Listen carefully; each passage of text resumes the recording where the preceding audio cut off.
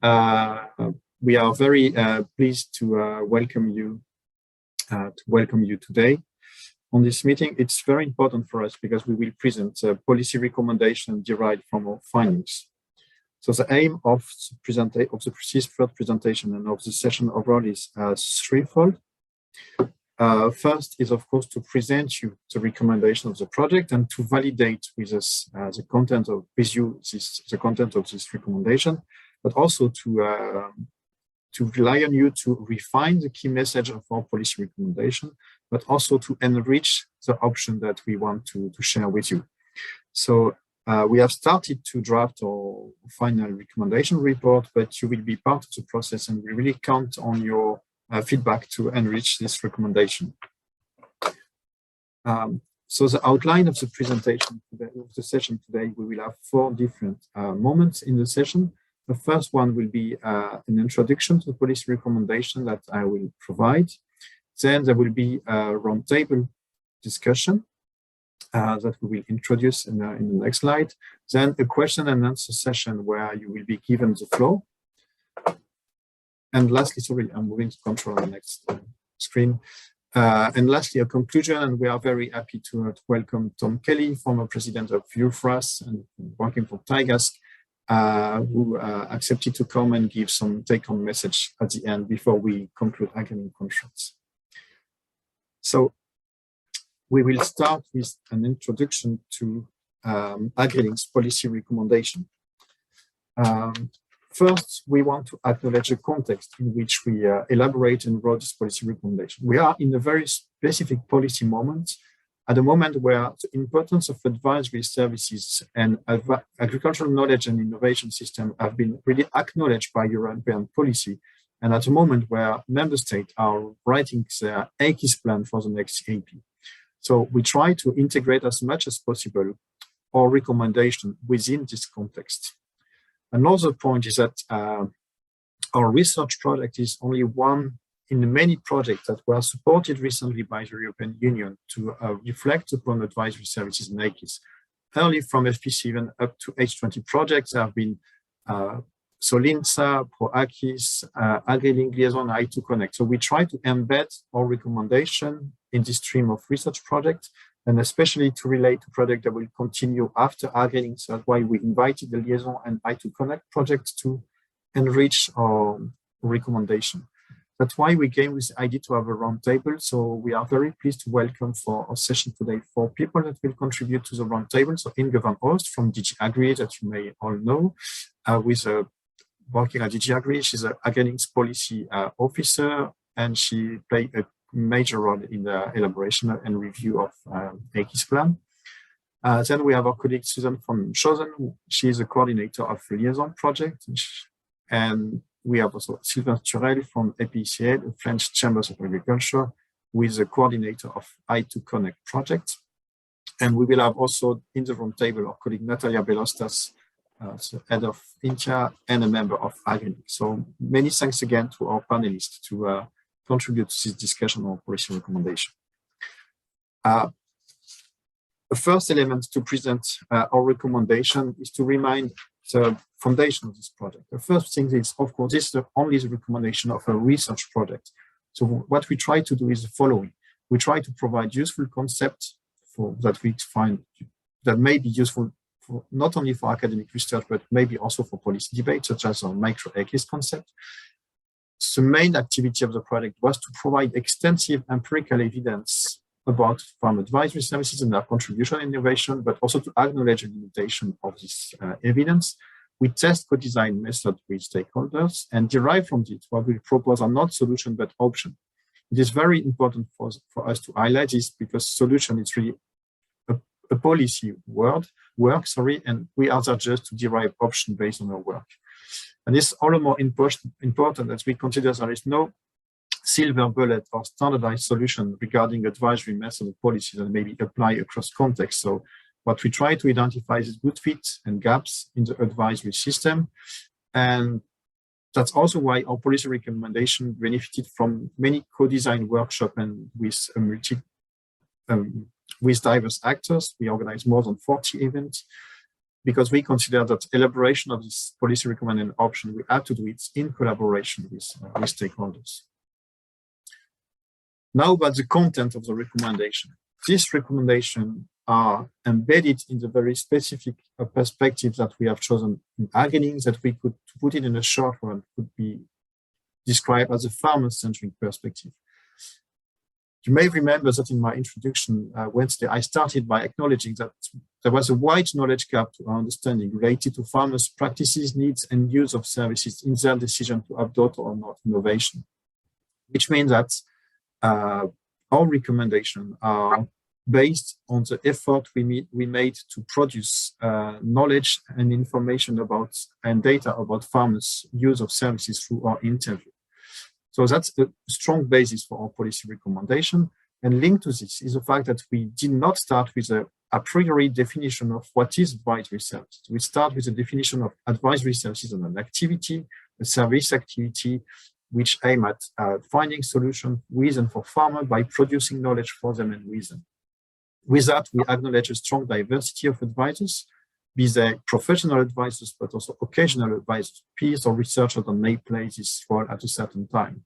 And also, among professional advisors, we have this role of two types of advisors: independent advisors that provide only advice and have no evident interest in the type of advice they provide, and also which are that we call linked advisor. We may have other interest by providing advice together with joint activity, machinery, bookkeeping, trades on input, etc. And our idea is that by describing these changes in advice from the farmer's perspective, may give insight at broader level. That's why we also try to embed our recommendation in a multi-level perspective. So as I say, we are currently drafting our recommendation report. So this slide is just to give you a small view of what you will find in our report that will be delivered by the end of the month. So you will find 3 sections. The first one, as we say, the context is very important. So we will have a specific chapter in the report about acknowledging the concept. So we contracted Catherine Prager from Aberdeen University to review the discussion about SWOT analysis and AGRI's plan in the country of AgriLink. Then we will have a session where the second section where we give some highlight of all the interactive events that we organize with stakeholders. So we will produce 2-page tables with the type of options and issues that were related to advisory services in a certain country where we organize events. And then we have the last section, maybe the most important one, where we will present our 4 recommendations. And that is 4 recommendations that we would like to discuss with you today. And that we'll introduce right now on the next slide. So as I said, it was very important for us to try to embed as maximum as possible our recommendation in the current policy debate about advisory services and agricultural knowledge and innovation systems. That's why we review the current debate about the next CAP and AGRI's plan and the various related articles. And what we found is that it's a very important moment that really could support the implementation of good fit and enhanced advisory services. And we find in the regulation a set of conditions identified at the European level as conditions to ensure that advisory services will actually contribute to a sustainable development of agriculture. So it's our interpretation, but I think it's quite clear in the regulation. We identified 4 of these conditions in the European regulation. First, that advisors should be independent and impartial. Second, that advisors should be well educated and trained. Third, that the activity should be inclusive regarding farm diversity. And fourth, that advisors should not work in isolation, but be well integrated in broader knowledge and innovation system to reach sustainability goals. We find these 4 conditions very interesting, important, and key for the success of advice. I think there is a form of consensus around these 4 conditions, but what we see is that they may be difficult to achieve in different member states. So the aim of our recommendation is to rely on our farmer-centric approach and to try to discuss about how we could reach these 4 conditions in different setting and condition. And that's why we have 4 messages, one related to each of these conditions. So the first one, related to the objective to have more independent and impartial advice. We think it's a very important objective, but we see it's very difficult in many contexts to define what is independent advice. That's why your first recommendation would be that to reach more impartial advice, maybe it's important to guarantee rather transparency and robustness of the content of advice related to strong investment in the back office dimension of advisory services. So that would be our first key message. The second one is related to training of advisors. There is a big consensus that we need to invest in advisors training. And the specificity of AgriLink with its farmer-centric approach is that maybe there could be some learning based on a better knowledge of farmers' actual needs to derive the advisors training, a bit as was demonstrated by Liane on a session Wednesday afternoon about how to use a micro-AgriLink method. Third one about inclusion. Of course, we can see that the aim of the policy is to include all farmers and to provide access to all farmers to advisory services. But our point of view is that this may not be enough and that we have to identify who are the outreach population and try to define specific services for them. And the fourth one, maybe the most complex one about integration and holistic advice. What we find based on our experience is a lack of this form of integrated advice, and maybe a need to think about integration at multiple levels, from the farmer advisor interaction up to a broader system level. So the aim today will be to discuss these 4 points and to discuss with you about potential options about how to contribute to this 4 dimension. So what will be now that we will switch to the next session, that will be a roundtable where we will discuss each of these 4 points with our panelists. So first, I will give a short introduction by presenting in more detail on recommendation on each of these 4 points, and then our panelists will react. But meanwhile, please feel free to raise any comments in the chat. As you have seen, you can see on the screen, Eloise is still there to monitor your chat in our little library. So your message will be reviewed, and Mark will integrate them during the discussion. Plus, there is a Q&A session at the end of the session for you to comment. So Mark, I will stop sharing now, I guess, and let you continue the introduction to the panel discussion. Yes, super. Thanks very much, Pierre. So my name is Mark Redman. I'm going to be facilitating the panel discussion, the round table, for the next hour or so. And what I would just like to ask is that our 4 panelists, if you can please turn on your cameras, then I can actually pin you to the screen. So that's Natalia, Sylvain, we have Inge, and we have Susanne. So those are our panelists. Pierre should also still be on the screen, and I should also be on your screen. Pierre has described the basic format. So essentially, we're going to have 4 consecutive discussions, specifically about the 4 recommendations that Pierre has already outlined. Each discussion session will involve Pierre introducing the recommendation, one of our panelists responding, and then we will open it up to wider discussion. Then we close it down, and then we go on to the next recommendation. Now, obviously, we appreciate that these recommendations have many cross-cutting elements, but there's also a need for a more integrated discussion. So after we've gone through them one by one, we will then open up into a broader discussion. I'm going to be keeping a strict eye on the time, and I ask, of course, kindly ask our panelists to be a little bit careful with time also. So thank you very, very much indeed. And for the moment, Pierre, it's back to you.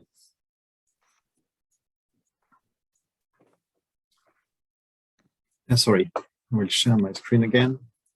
So we'll start with the first recommendation, which was about this notion of independent and impartial advice.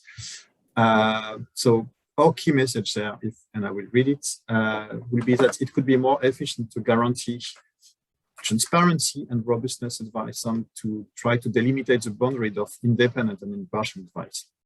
The reason why we evidence, we raise this message is linked to the evidence of the project. So for each recommendation, I will put it on same way, sorry, I should have said that before. So we will have a key message and explain the evidence of the projects that lead to this recommendation, and then discuss options with you.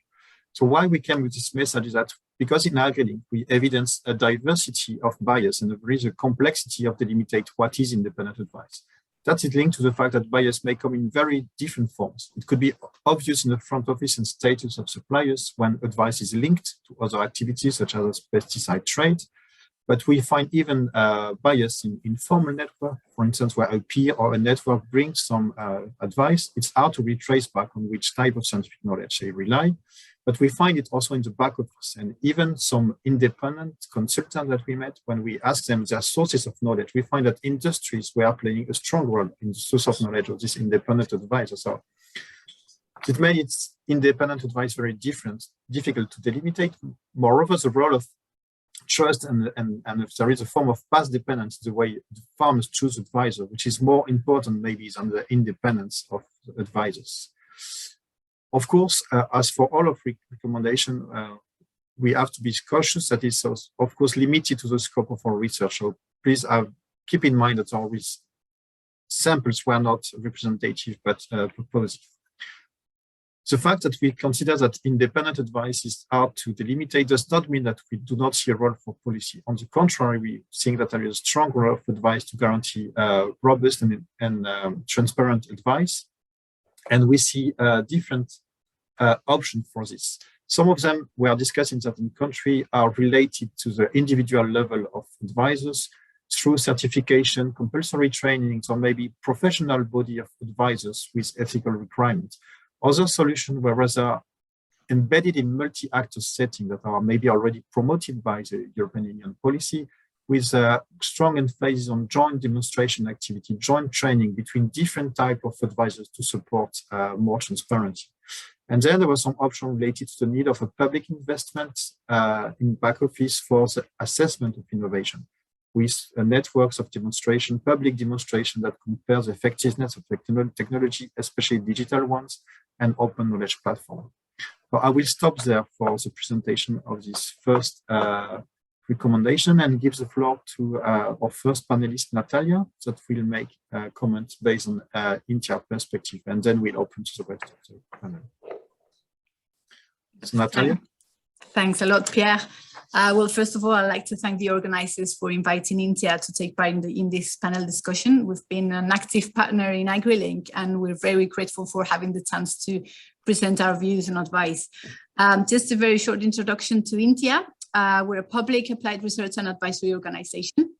We're attached to the regional government of Navarre, a small region in northern Spain. We're a central actor in the regional ICIs, as we've been over 40 years in the sector. We've got more than 12,000 farmers that receive advice from our more than 60 advisors and 25 specialist advisors. We've got 11 local offices and 10 experimental farms. And with all this, we believe that our service or advice is farmer-centric, and we believe that it's close and is based on the knowledge we generate through our own field trials, through our own back office. So, of course, we like to see ourselves as impartial and independent. So with this AgriLink recommendation to add this extra layer of transparency and robustness, well, we started thinking, are we robust? Are we transparent? So in terms of transparency, I'm going to elaborate a bit on this. We meet on a yearly basis with different farmers' representatives in an official board, where we call the Consulting Council, in which we present our experimental plan, we present our training plan, and the R&D projects in which we are involved. So we present all this to the sector, to farmers. Our field trials are selected yearly on the basis of the needs expressed by advisors who are in direct touch with farmers. But we ask ourselves, does this mean the farmer knows exactly where the advice he or she receives comes from? Does he or she knows that the advice comes from the work of a back office and is not commercial? Well, we found this is not necessarily the case. And in terms of robustness, well, we design trials with advisors, specialist advisors in the back office carry out research, and results are then discussed among both groups and then disseminated through advice to the farmers. So this virtuous circle of capturing needs, carrying out research by the back office, and transferring knowledge is what we believe makes us robust. But does this circle always work, or is this circle broken in some places? Well, this is what we ask ourselves. And if you go to the next slide, Pierre. So we do believe that we're independent and impartial and robust and transparent, but we believe we also have some challenges ahead. We believe that public investment in a strong back office is key, a key factor for independent and robust advice. But public investment in the back office is not the only solution, and this needs to go hand in hand with reinforcing the AGRIs and putting in place all possible tools for boosting interaction among different AGRI actors. Then the amount of public support is equally important to the directionality of the R&D of this support. So farmers and sometimes even our advisors only normally look at the short-term needs, and they don't take into account long-term needs and how to introduce the advice on public goods in this. So I'm looking into the strategic research and innovation agenda. We've created our own strategic research and innovation agenda through a participatory exercise between our advisors and our back office. So what we've tried to do with this is to integrate our research and try to look at the farm to fork strategy and see how our own research responds to this farm to fork strategy. So if you go to the next one, bias. Of course, our advice is not biased by commercial interests because we don't sell agricultural inputs, but this does not mean that our advice is not biased. We have a large diversity of advisors in terms of education, background, experience, age, area of origin within our own region. And this results in advisors having different values and worldviews, and therefore different approaches to advice. And I would look here at the most veteran advisors who have their own past dependency on advice. And how do we overcome this? Well, we believe that strengthening the exchange of information between the back office and the front office, between the specialist advisors and the advisors, is key for robust and harmonized advice. So we're using professional facilitation tools in our internal training sessions between the specialist advisors and the front office advisors. And we try to ensure the integration of young advisors that have just entered into the organization, because we're now in the midst of a generational renewal. There's many advisors that come from 30, 35 years ago. They're now retiring, and we need the youngsters to get the professionalization of advice. And we're also trying to use easy to use tools for the transfer of knowledge within the back office and the front office. We're trying to drop long reports with results from trials and go to more visual tools with infographics and videos. So adapt service to a change in reality. If you go to the next one, Pierre, there's this very, very interesting report from the JRC, Farmers of the Future, which I think all advisory services should look at. Who will be our clients of the future? What demands will they have? How will we build trust with them? Well, we believe that involving different levels, farmers organizations, management teams at cooperatives and government can help us in identifying trends and start adapting our service to this change in reality. And we need to adapt the service, including the use of digital tools, while maintaining closeness to the farmer, but also realizing that we need to set up client management procedures for ensuring that our service is of the highest quality.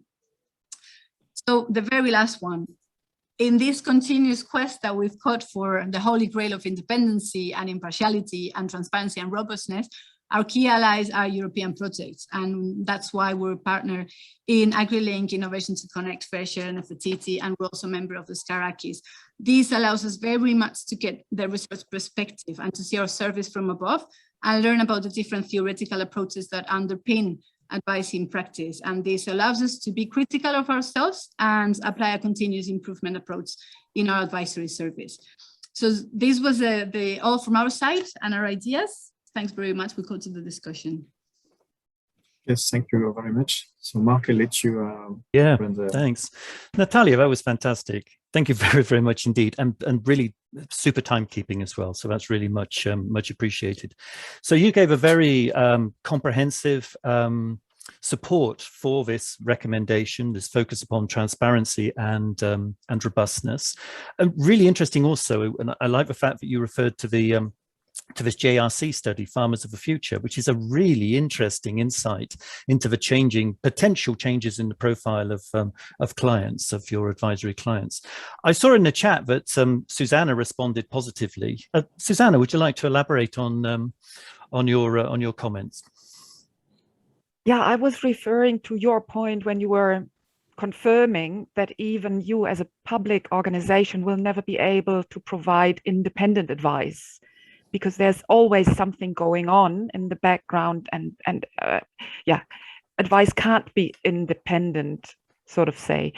And that's what I found astonishing. And I would like to hear a little bit more why you are perceiving that and how you came up to this conclusion.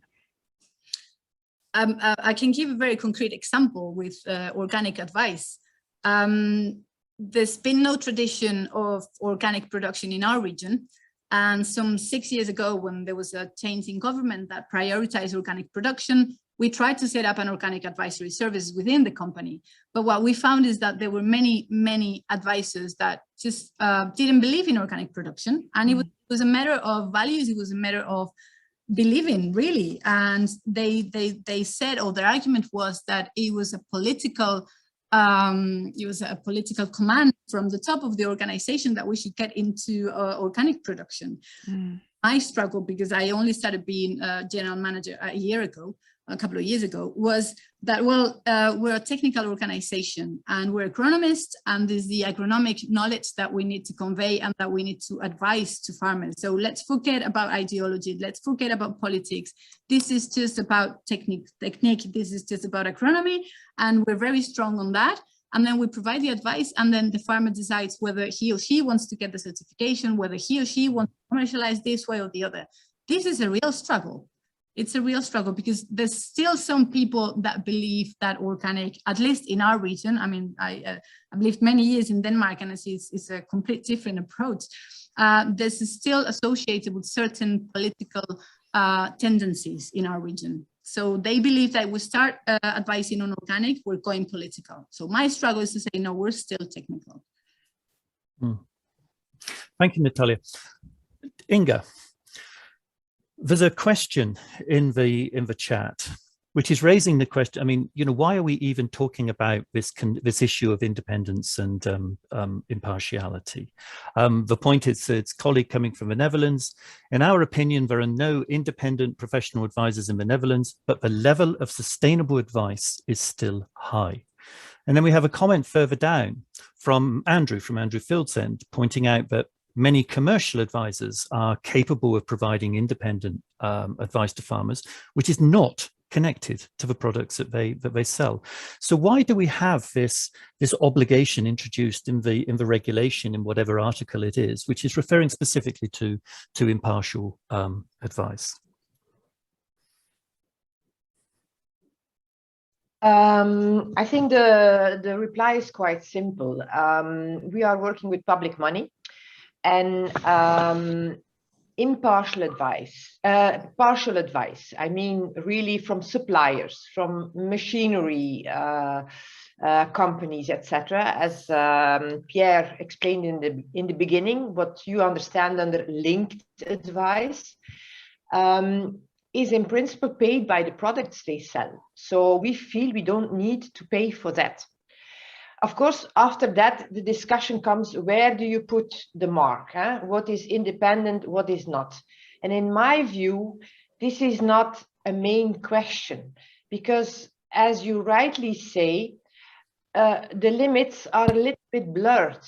A good independent advisor takes an independent position, but still is in contact with the rest of the AGRI to learn, to see the different informations, to choose what is the right thing to say to his farmer.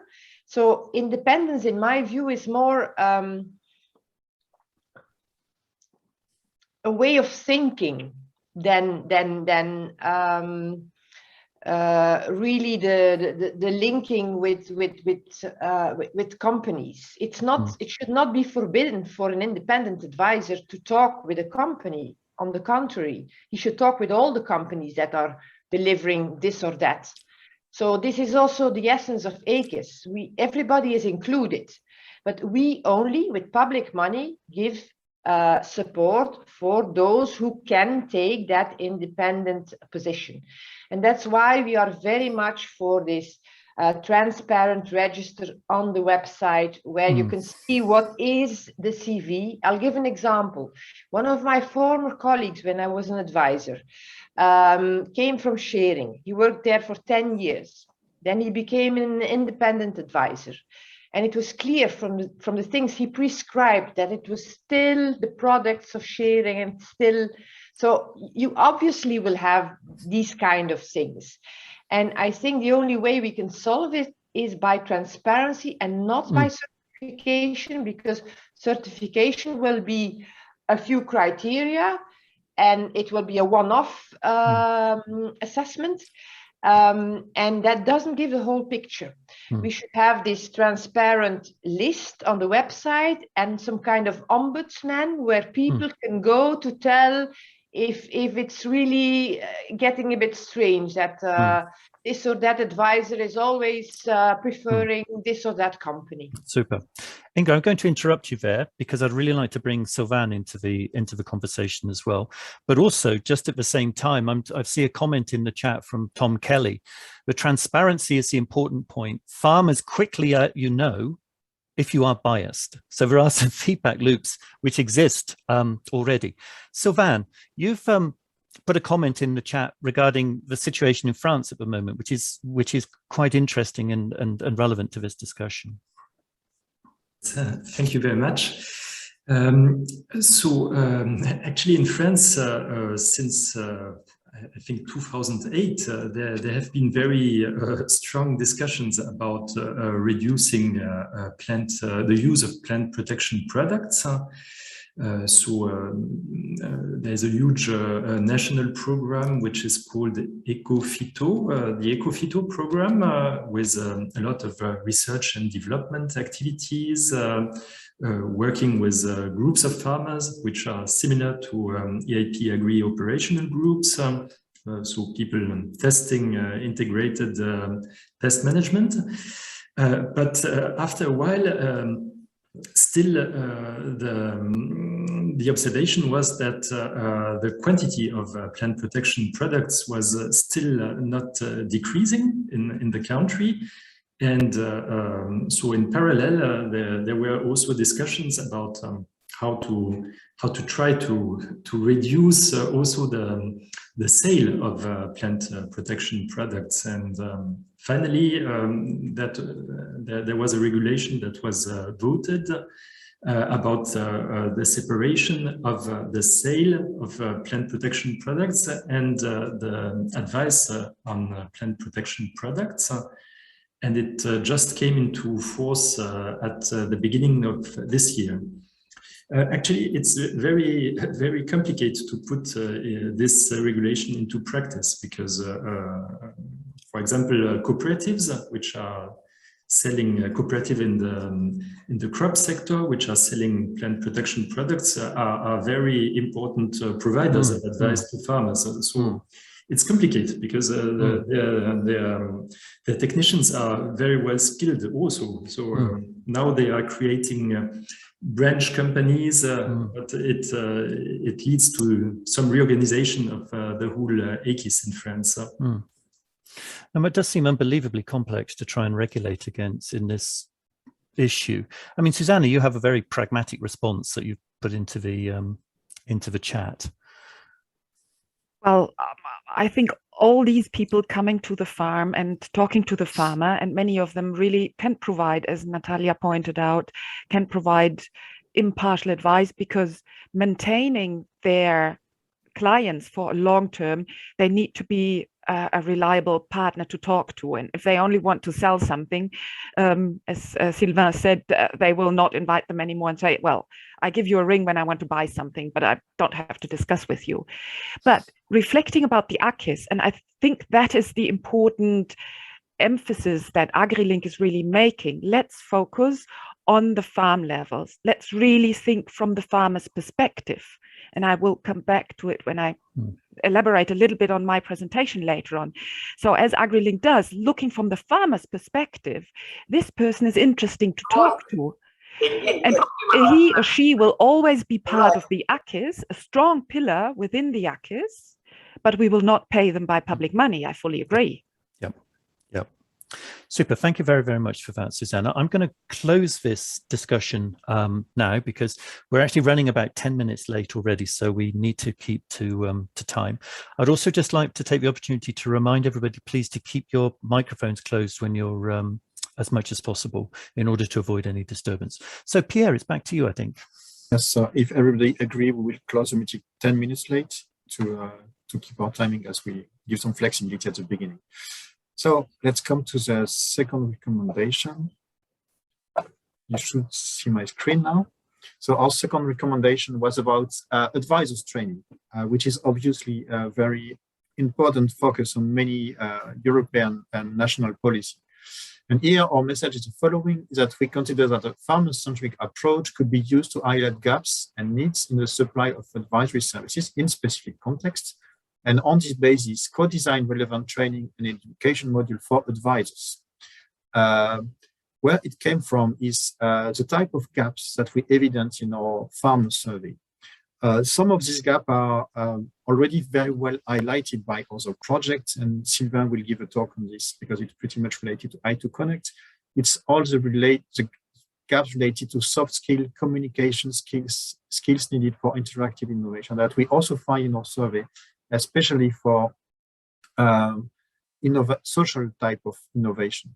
But maybe a bit less a surprise for us, but to see that there is still many gaps about content linked to the big novelty of certain innovation area. And this was linked to digitalization, where we see that it was sometimes difficult for, let's say, a traditional professional advisor to keep up to date with the pace of technological change in digital sector, but also due to climate change and major challenge that we are, sustainability challenge we are facing, there could be radical innovation.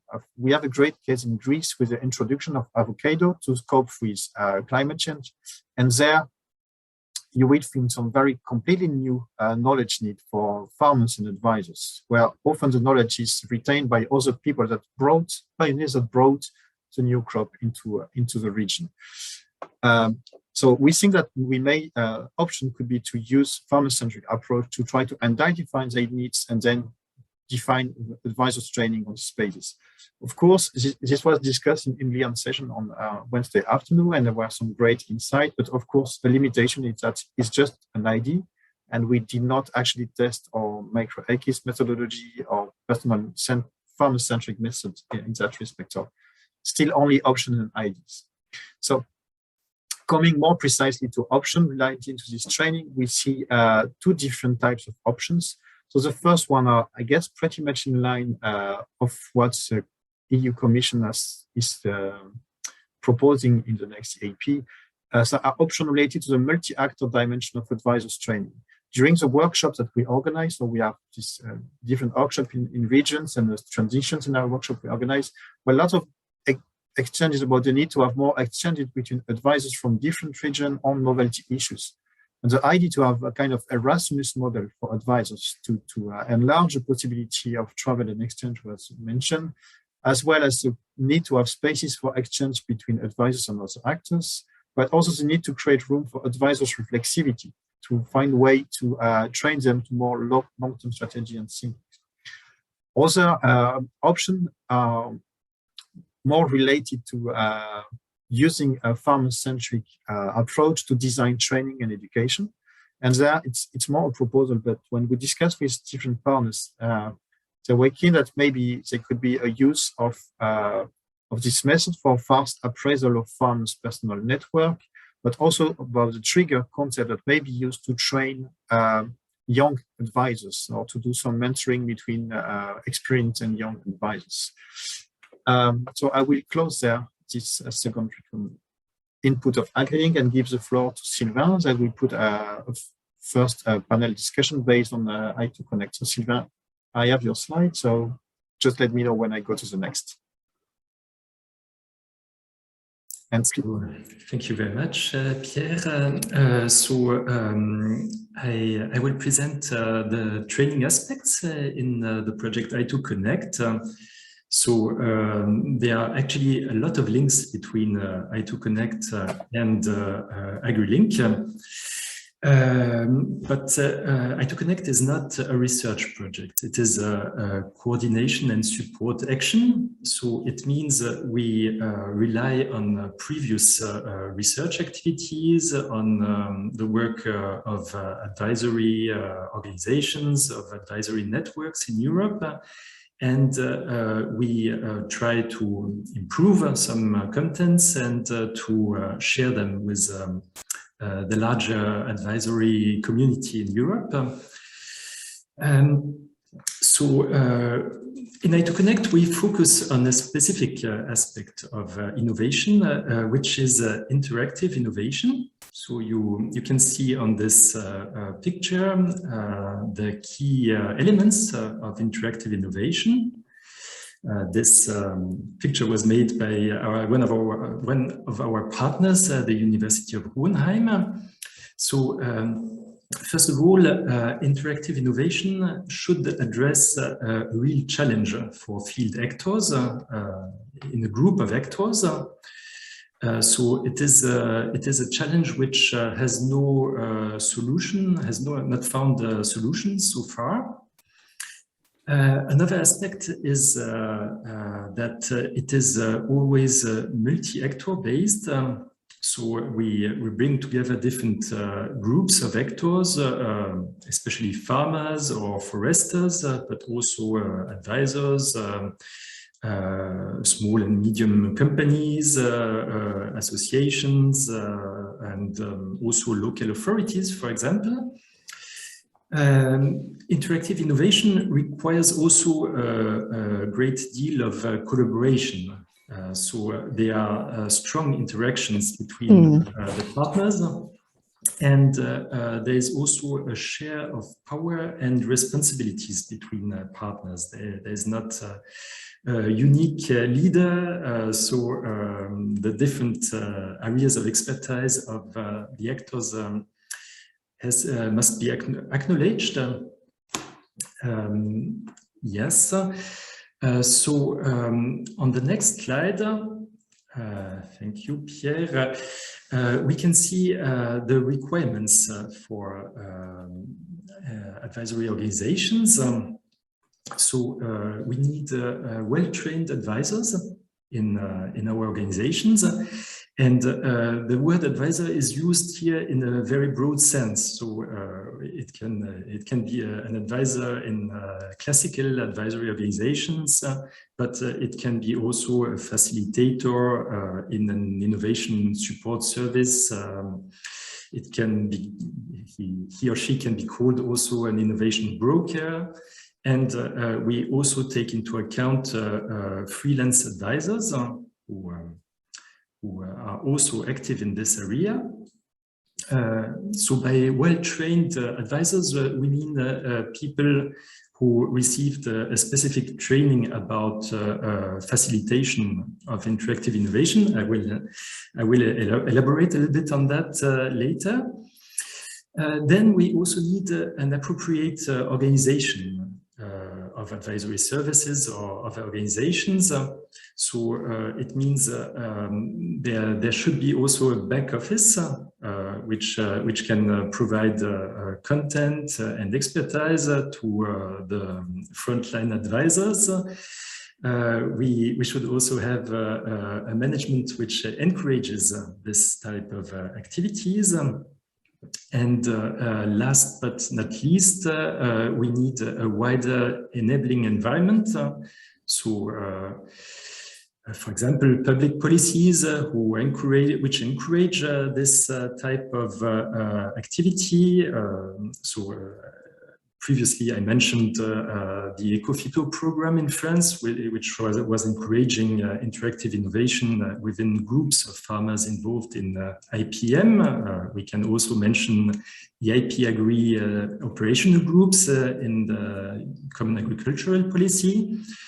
And we also need good relations with research organizations, with educational organizations.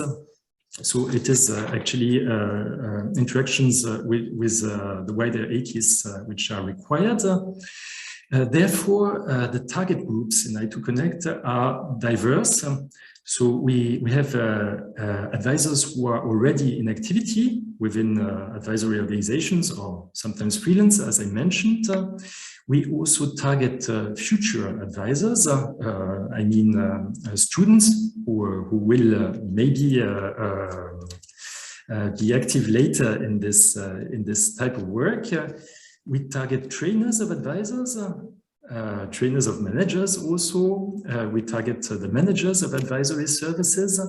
And we have a small part of our activity which is targeting other AGRI sectors. And then we move to the last slide. So about the training contents and about the training methods that we are currently developing in I2Connect. So we rely, as I mentioned previously, on inputs from former research activities and research projects. So we have a number of academic partners and research partners in the consortium who are providing review papers on different aspects, on innovation advisors, also on the skills required for innovation advisors. Then we have experiences from partners like ELB. You might know ELB, which is a network, a historical network of advisory organizations, which have been developing for several years training modules, especially on innovation support. So we are reusing these modules to some extent. Also, there was a Dutch project about networks. It provided also very useful contents for I2Connect training modules. Then we have another part of our activities, which is to collect across Europe interesting practical cases which show various examples of interactive innovation support.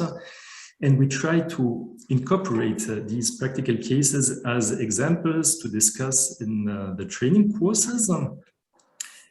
And last but not least, we also encourage peer-to-peer learning in different settings. So of course, there is peer-to-peer learning during the training courses, because we are involving people who are doing the same type of activity. But we also organize what we call cross visits, which were inspired by the AgriSpin project, a previous Horizon project. And we are also starting networking activities. It was a bit difficult in the COVID period, but now we can launch these activities again, hopefully. Yes, and I should also mention the fact that the trainees in the training courses are coached during a certain time after during a period of 1 year after the training courses, actually. And we also encourage what we call reflective capitalization. It is a concept that was developed by the University of Hohenheim. So it is a methodology to encourage individual reflection about experiences, and beyond individual reflection, we want to encourage reflection among organizations and among peers. And Sylvain? yes, I know I'm a bit long. You are a little bit, yes. I will stop, sorry. And so, yes, very soon there will be a toolbox also available for the trainers, for the different target groups.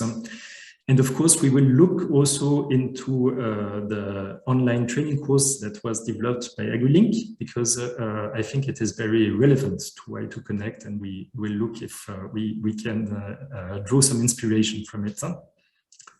So thank you very much, and maybe you have some questions. Sylvain, that was absolutely fantastic. A very, very comprehensive presentation. Obviously, we're very clear that there is this important need to focus upon building capacity with soft skills. Now, you've been exploring these soft skills in the very specific context of the multi-actor setting of interactive innovation. But of course, there are many other areas where advisors increasingly need these soft skills outside of the multi-actor setting. And I was reflecting on Natalia's reference to the Farmers of the Future study, and this clear identification of potential significant shifts in the client base of many advisors. Natalia, what are the soft skills that you see associated with or the training needs, rather, not necessarily the soft skills, the training needs that you see associated with those potential shifts in the client base? Oh, you're muted.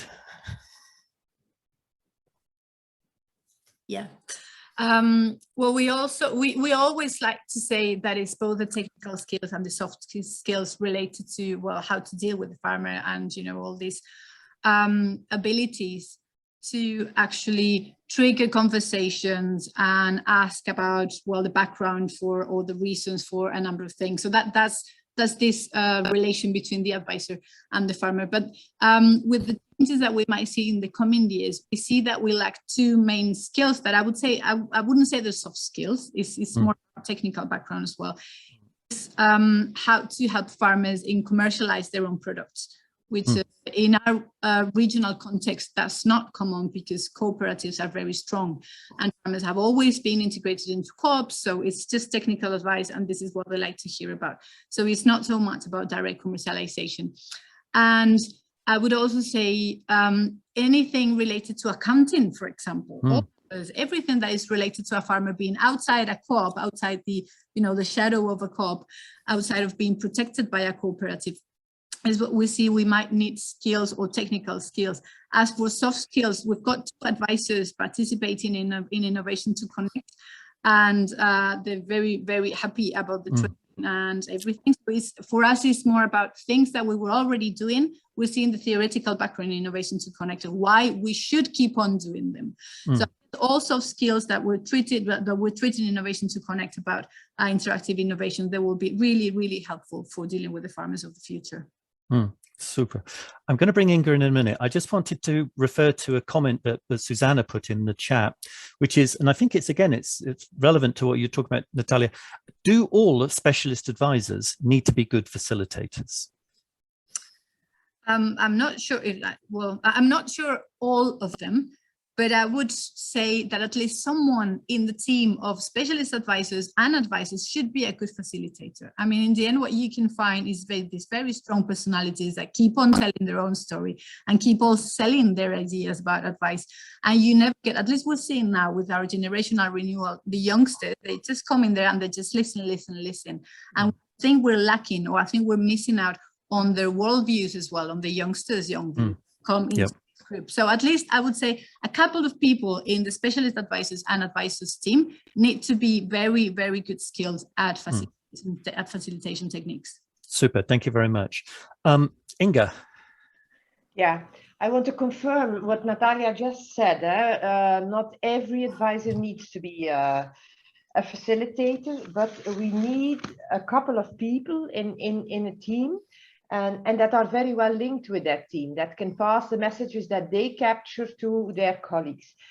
The reason why I raised my hand, Mark, was in fact because you were pointing out at the fact that Y2Connect was a project that was set up, in fact, to prepare our advisors to accompany emerging, so in the setting up phase of operational groups or similar interactive projects, and also to get them more involved into operational groups. Why? For the simple reason to get them out of their conventional environment, to see innovations, to see new people, to get new contacts, etc. So this was a deliberate exercise, but it's not a standalone exercise. And if you now say, what kind of skills do we need? So besides what I was just saying, and combined with what Natalia was saying, that not necessarily each advisor needs this. What I think each advisor needs is to be able to listen, to better listen. Many advisors are still in the linear system, thinking, I know better than you, and I will tell you what to do. And this is not viable anymore in our challenged world. What farmers need to be able to do now is to tackle change. We were discussing this in our own organization just yesterday, because with change comes first a fear. Oh gosh, this is changing. I have to do organic now, and then they look all kind. I'm referring to the example of Natalia. They look to all kind of reasons why they should not do that. It comes from politics. It's not technical, but the essence is that we have to learn, both our advisors and our farmers, in fact, to be ready for change and to embrace change even. And this is, for me, a soft skill that is really needed. I think that absolutely gets to the point. I mean, I think that's a major societal challenge that we all face, is addressing change and being prepared for change. So, and I think it's really good to focus also on it as an issue for advisors. Susanne, sorry, just finally, I saw you enthusiastically nodding as Inge was speaking. Would you like to respond? Unmute myself. Well, the linear advice, that might be still an issue, but I can't say how widely spread it is, because farmers I know, at least, they are very self-confident, and they're really talking to people, whoever is coming, and they know what they can, and they know which questions to ask. So I wouldn't underestimate them. There might be still a few old fellows that tell their stories top down, but I haven't seen an assessment how the situation is actually. And the farmers I know, and I know there is a big bias between different countries. We have small farmers far away from professional training. And we have countries like Benelux countries or Germany or UK or wherever, where we have a high level of training. And I wouldn't underestimate their conversations with the advisors, actually. If there's somebody coming just telling old stories, you need to do it like this, I don't know if that'll be helpful for them. But I agree, for some countries, and I mean, Mark, you are telling some stories from Romania, where we still need this kind of training. Yeah, indeed. Thank you very, very much indeed. I'm going to close this specific discussion because, again, inevitably time is working against us. And it's and thank you very, very much, Sylvain. Thank you to all the panelists. Pierre, it's back to you. So let's jump to the third recommendation, and I'll try to be short in presenting it to give time for discussion. So the third one was to deal with inclusion in advice, with one big aim of EU policy to be inclusive and to provide access equally to all farmers. And there, our message is that we need not only to plead for inclusion, but to try to identify who are the outreach population concretely, and to find innovative methods to reach them, understand their need, and design services for and with them. The reason for this is that we identify very different outreach populations through AgriLink surveys. Some of them were quite expected, like small farmers, part-time farmers, or older farmers, but others may be less expected, like new entrants, farm workers, but also people who have a different relation to innovation, like non-adopters or droppers of innovation, from which we can learn a lot, as was highlighted by LIAISON in our presentation. And again, there is a limitation of the project. I want to stress that we only reached farmers and not other member of the household and worker, which is a limitation of survey and raised many issues, because one of the recommendations is also to try to extend how we conceive the potential beneficiaries of advice. So what are the options derived from our project? The first one is to try to be a bit innovative in method to find and get in touch with this outreach population. We had some example in French workshop, for instance, of educators of advisors using random sample techniques to meet new types of advisors when they were training future advisors. So to meet new types of farmers when teaching next generation of advisors. Use simplified micro-AgriLink tool, and maybe make use of compulsory interaction with farmer like bookkeeping, CMP subsidy to try to bring new people into advice. Try to apply this idea not only in training but also in education, and of course try to explore new form of services with digital solution and methods to co-construct services for this population. So I will stop there for this recommendation and give back the floor to the panel. And I think, so Mark, back at you, and maybe we'll give the floor to Inge for this specific topic first. Yes, indeed. So Inge, it's your response. Yeah. And also, just as a general kind of question to leave with the panel, I mean, earlier in the chat, our colleague Andrew Fieldsend actually made a very interesting observation that when we're talking about harder to reach farmers, it's not only the who, but it's also the why. Are we clear why we have these farmers, certain types of farmers are harder to reach? Sorry, Inge, I interrupted you. No. I didn't make a presentation, but I maybe would like to get back to the slides of Pierre that he just presented. And if we start with the second slide, the last one, I think one of the things that for me looks like a very important recommendation, I don't know if you can put back Pierre's second slide on this recommendation. He's saying make use of compulsory interactions with farmers. So these hard to reach farmers,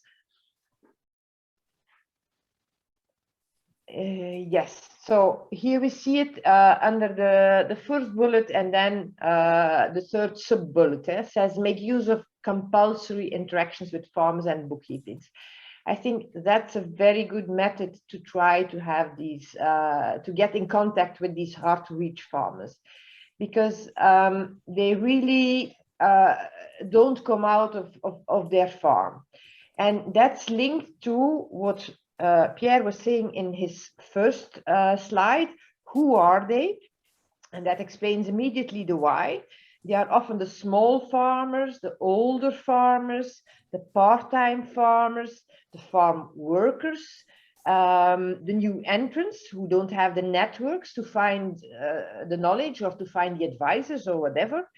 And then there's one small category that is not in the big category of hard to reach, but indeed they are a bit special, some pioneers, some really very intelligent, and that's maybe what Susanne was talking about, the farmers who are really well educated, look up things everywhere themselves, etc., and feel that they are better than the others, and even sometimes feel they are better than the advisor, and try to refrain from advice because they are afraid that what they do on their farm would be spread to other farms and would become competition for them.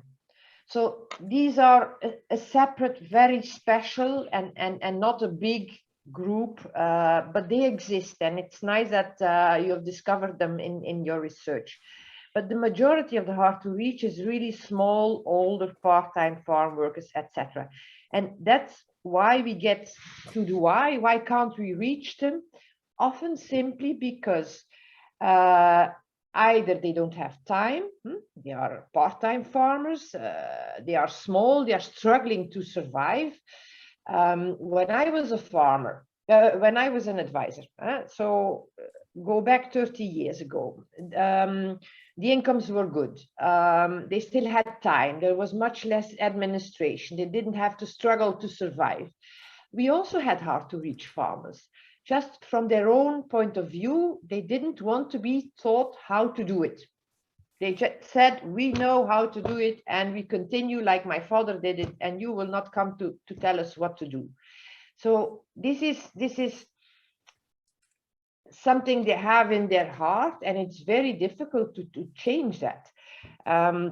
That's why I think trying to get them interacting and looking for that kind of activities where they do have to come outside for bookkeeping, for cap declaration, etc. And then proposing some specific issues that are really made for them, that can interest them. So the choice of what you're going to talk about is equally important. I think that's really the key. And the other bullet that Pierre was also mentioning, in fact, I didn't understand when I read it. It said use random sample techniques to interview farmers. And now when Pierre was explaining it, in fact, it links to what I think is very important. It's the education, both of the farmers and of the advisors. Because doing surveys is hard and costly, and it's nice in a research project, but that will not solve the whole lot. But trying to work into education to learn how to work with such people, with case studies in maybe a master on innovation or whatever, a specific preparation for becoming an advisor. I think there's the point. Having students involved in operational groups, for instance, that kind of thing. So I would put that under the chapter education for these interactive skills and for listening skills and for change skills. I agree with the last point. Financial support is necessary, but it is not sufficient. So we need it. And that's why I'm very happy that we've been able to make this big attention for advice in our new cap. But of course, it's not sufficient. But if you don't have money, you can't do anything. So you have to start from there. But now we have to move on within our AGRI strategic approaches and see how we can find methods, places, times of meetings that really cover the needs of those hard to reach farmers, and also realize when we are talking in our little club, because we're all a family, we meet each other regularly at several places.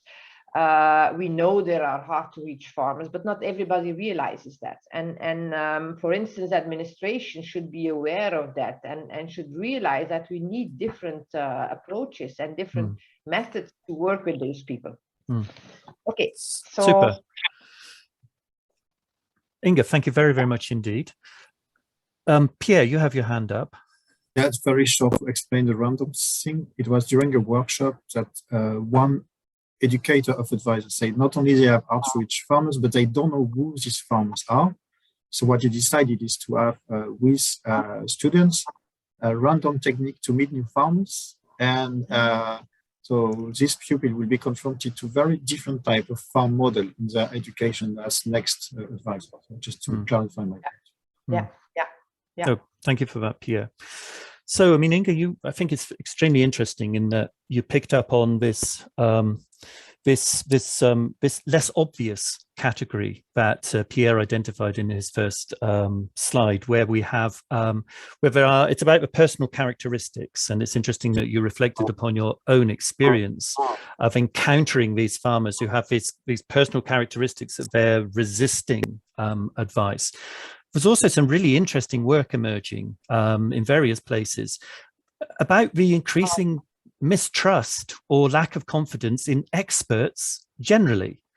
As a society, we seem to have an increasing problem with experts, which may also be reflected in the responses of harder to reach farmers. Sylvain, What's your response to the discussion so far? I see that in the chat you've commented on this compulsory interaction and have introduced some additional examples. Would you like to get involved in the conversation? Thanks.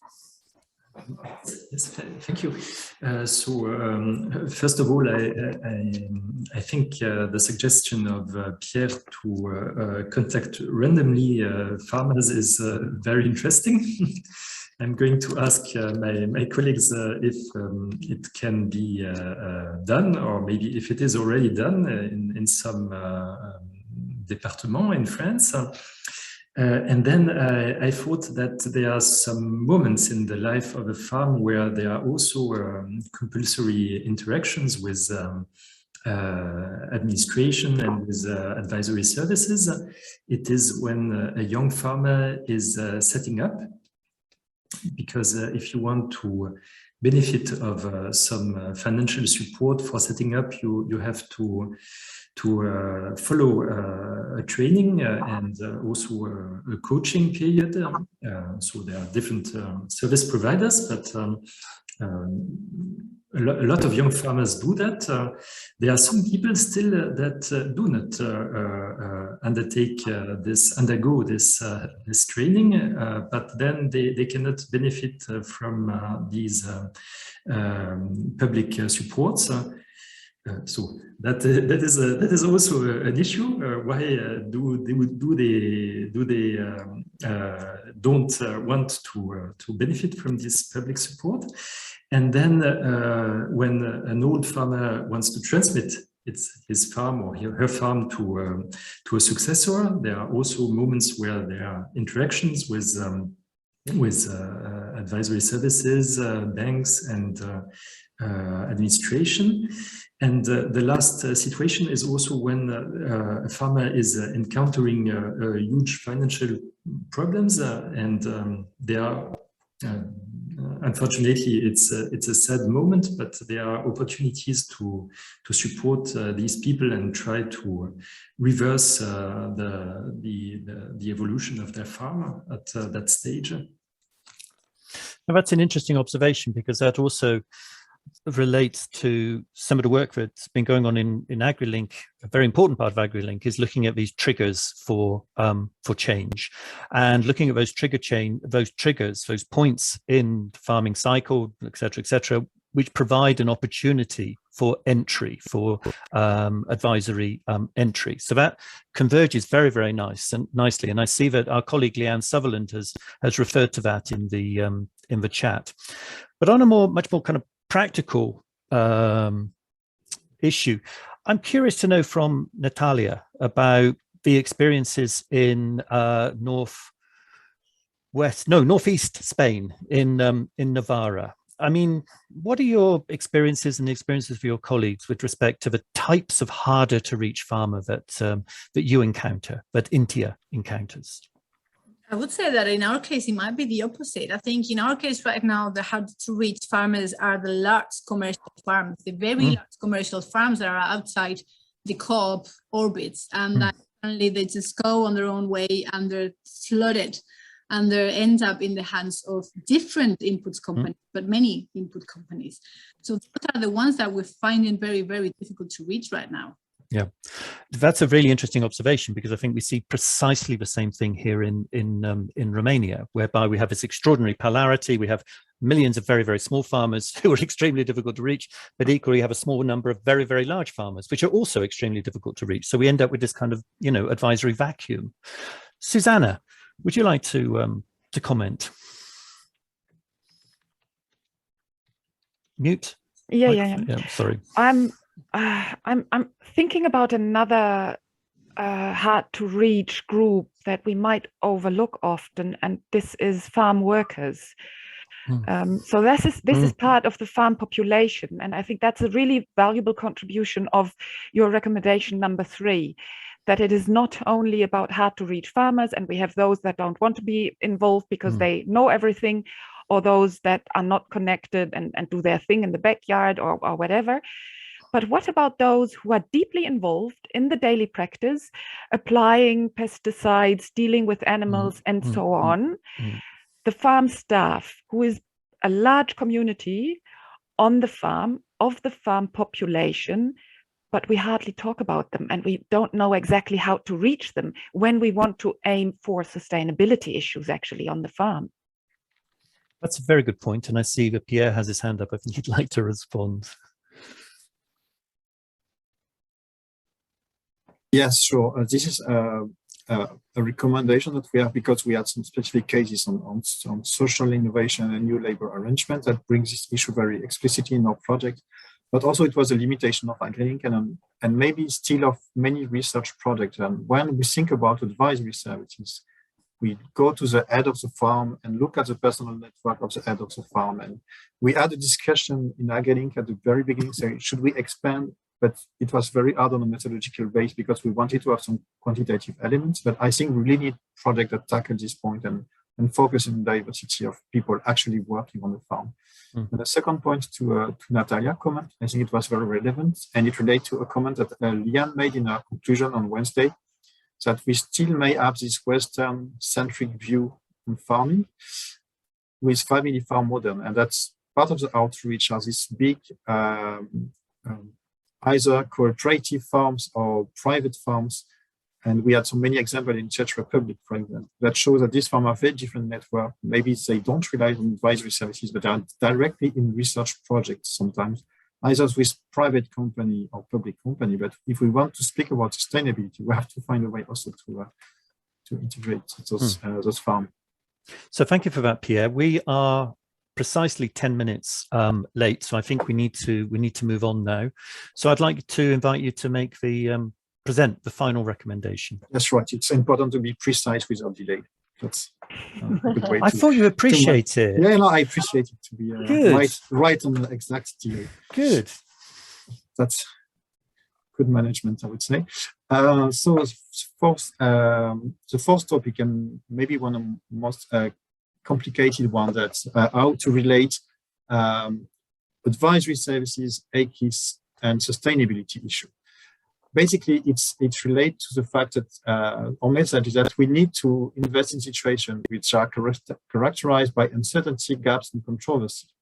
And there may be more holistic form of advice may be needed. And in this condition, AgriLink may have demonstrated that some co-design methodology may be very worth trying. But also our message is that this co-design methodology are just tools, and their efficiency will depend on broader policy context and on broader agricultural, rural, and policy framework, which may be related to the idea of AGRI plan and try to embed in broader coordination. So why we came with this message is that we came across a lot of limitation in terms of farms' access to independent holistic advice that in many contexts in Europe, due to privatization, these independent, maybe more holistic advisors just are not present and do not exist anymore. The fact that some farmers may have access to very skilled specialist advisors, but the integration between the different advice is not very easy. And also because even when a specialized advisor comes to us and bring evidence about an innovation, it does it in a specific perspective and sometimes not embed all social, environmental, and economic perspective. And of course, our view is that it may be very hard to find a single advisor that will provide this type of support in many cases. So we have to think it in a more multi-level perspective. That's why we think that supporting managers of advisory supplier with new co-design method to think about how to organize their staff or the relation with other suppliers of advice may be needed.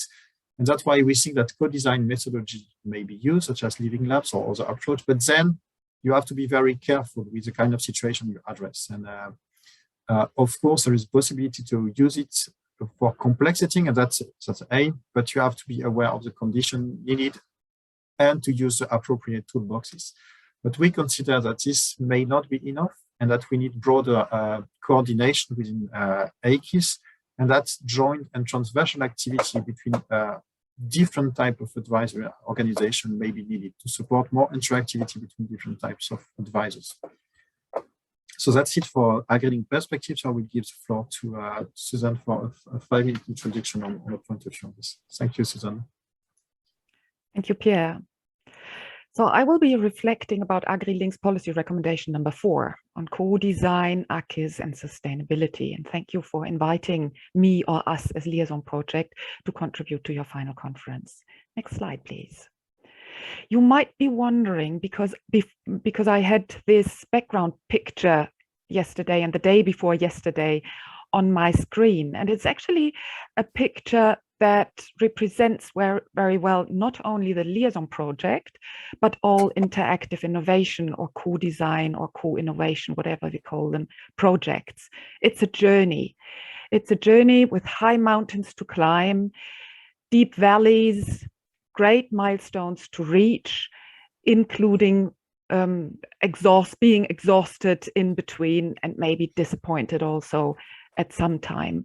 So this is the UNESCO World Heritage, the Rhaetian Railway in Valposchiavo in Switzerland, which is one of our ambassador cases. So please go onto our website. You will find more information about this particular case and also about the journey of LIAISON, which we presented at our practice-oriented conference in September, and Elena has copied the link to it in the chat. Next, please. I come back to your key message. We need to recognize and invest in situations which are characterized by uncertainty, gaps, and controversies if we want holistic advisory services that contribute to more sustainable agriculture and contexts. In these conditions, co-design methodologies can be tested. Next slide, please. I was wondering, what does that mean? Yes, we need to recognize situations which are characterized by uncertainty, gaps, and controversies. Farmers' decision-making in such situations affects all sustainability dimensions. But who is we? Researchers, politicians, agricultural officers, taxpayers? It sounds a little bit like a top-down attitude. And why holistic advice? Who asks for it? Who needs it? And who pays for it? How many holistic advisors would we actually need to have all partners, all farmers under the service, and so on? Next slide, please. Situations are characterized by uncertainty and gaps and controversies. And methodologies can be tested for co-design. Yes, they can be tested, and they are tested already. Or should holistic advisors test co-design methods in particular? Is it anything different for holistic advisors? And why do we focus, when we discuss about this, only on holistic advisors? Do we not need other types of advisors for farmers also? And that's why I would like to bring in the elements of the holistic ACIS. And since I'm, next slide, please. And since I'm, and the third sentence, first that, complexity in farm advice. The development of integrated advice should be thought in a multi-level perspective. That's your message again, and in relation to broader agricultural and rural policy framework. Yes, the provision of advice to farmers is complex, but does farm advice need and can take into account all the different aspects and information driving farmers' decisions? Who could cover actually all these relevant aspects, from high-level policy to meso-level industry relevant aspects to the local or farm level? Next slide. Since I'm a very practical person, I reflected on what that really means on the farm level. And I was just finding this picture and thinking, well, she could say, shall we invest in an energy smart processing plant for our apples? Yes, great idea. Let's look for innovation and advice. Who to ask? Next slide. And that's the realm of the ACIS around them. We have a specialist farm advisor for fruit processing. And we also have a generalist farm advisor who can help us to link the new processing with the other farm activities. But there's also a scientist from the university working on smart processing. Let's not forget about the regional manager due to the future contribution of our farm to the region's fruit growing profile. Oh, and there's the innovation brokerage agent helping to find co-innovation partners. When it comes to money, let's look for the guide for public funding at the regional authority. But we also have to ask our bookkeeping agent for advice on taxation and finance. And then we go to the bank and discuss financing options with them. But let's not forget about the lawyer for the contracts with the new business partners. And the fruit cooperative for product quality and sales.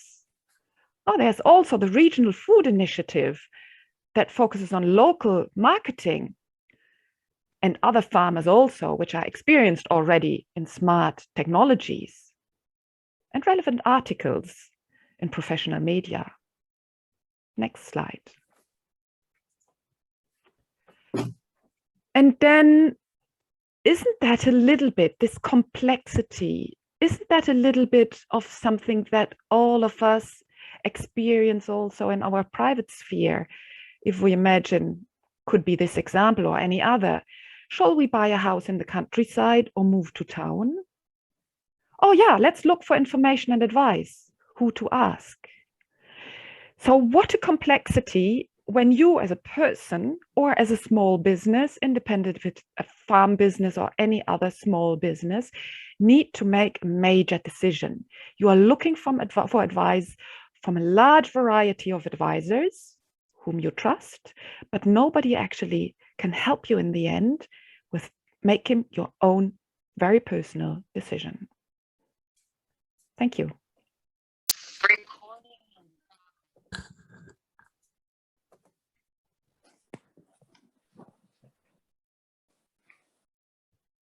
I tried to be a little bit provocative.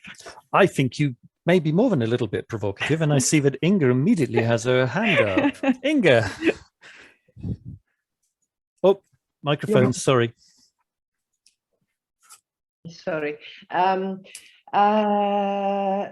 I think what Susanne presented was very realistic. Maybe the list of all the people to consult was a bit long, not for all challenges. You need so many people. But that's the yakis. I wanted to cover the yakis. Yeah, true. But it's interesting because the essence of your message is that we need many people to help us. And that's exactly why for a farmer, the biggest challenge is to make those choices, because number one says this, number two says that, number three says that. So you go on internet, you see another 5 different opinions on a certain subject. So what does he do in practice? And also that has been scientifically proven. He listens to his trusted advisors. So there's one advisor, we would call him the field advisor, who is constantly on the road and working with farmers. And that's the person he has trust in. That's the most common situation, I think. It's clear from what you were showing that this is not enough. This one person cannot give the reply to everything. And there comes this idea of back office. And the nicest example I can give is the one we had in our EIP seminar in September from Slovenia, where they have a back office with specialists in all different themes. It could be you had bookkeeping, but also certain crop specialists or specialists in how to make changes on farms, diversification, whatever. So they are the specialists who are in the back office, and they support in the Slovenian Agricultural Chamber, they support these trusted field advisors that have a very close bond with the farmer. So in principle, the field advisor visits the farmer regularly. That's why they have the good bond.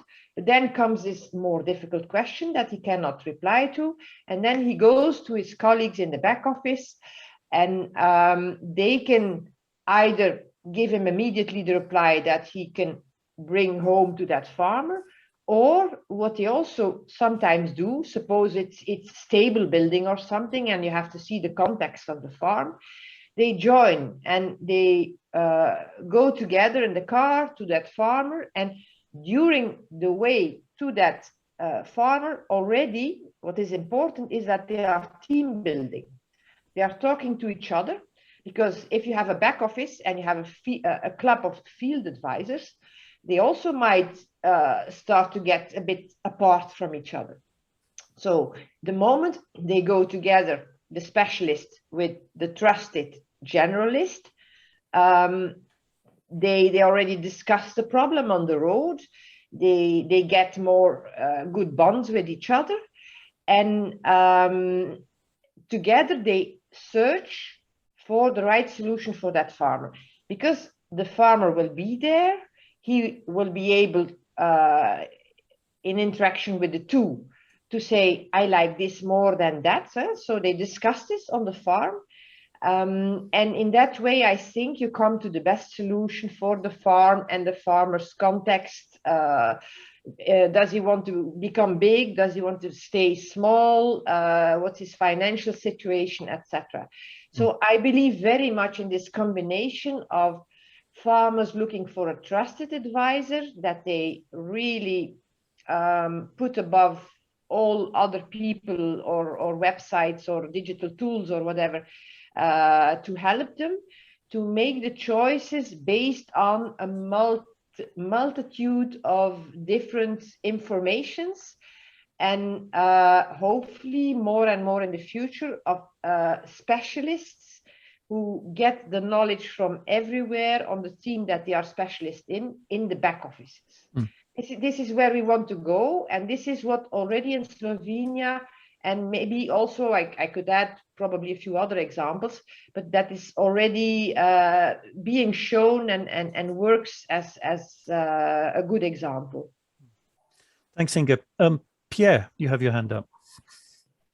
Yes, thanks for the provocative statement, Susan, and I will jump in because I will be a bit provocative myself as well, because in your presentation, for us, there is a classical mistake to have a view where the farmer will be related to AGRI as an AGRI is described at a national level. And what we see is very different through our micro-AGRI method, that we won't find any farmer related to all these sources of information because they just can't.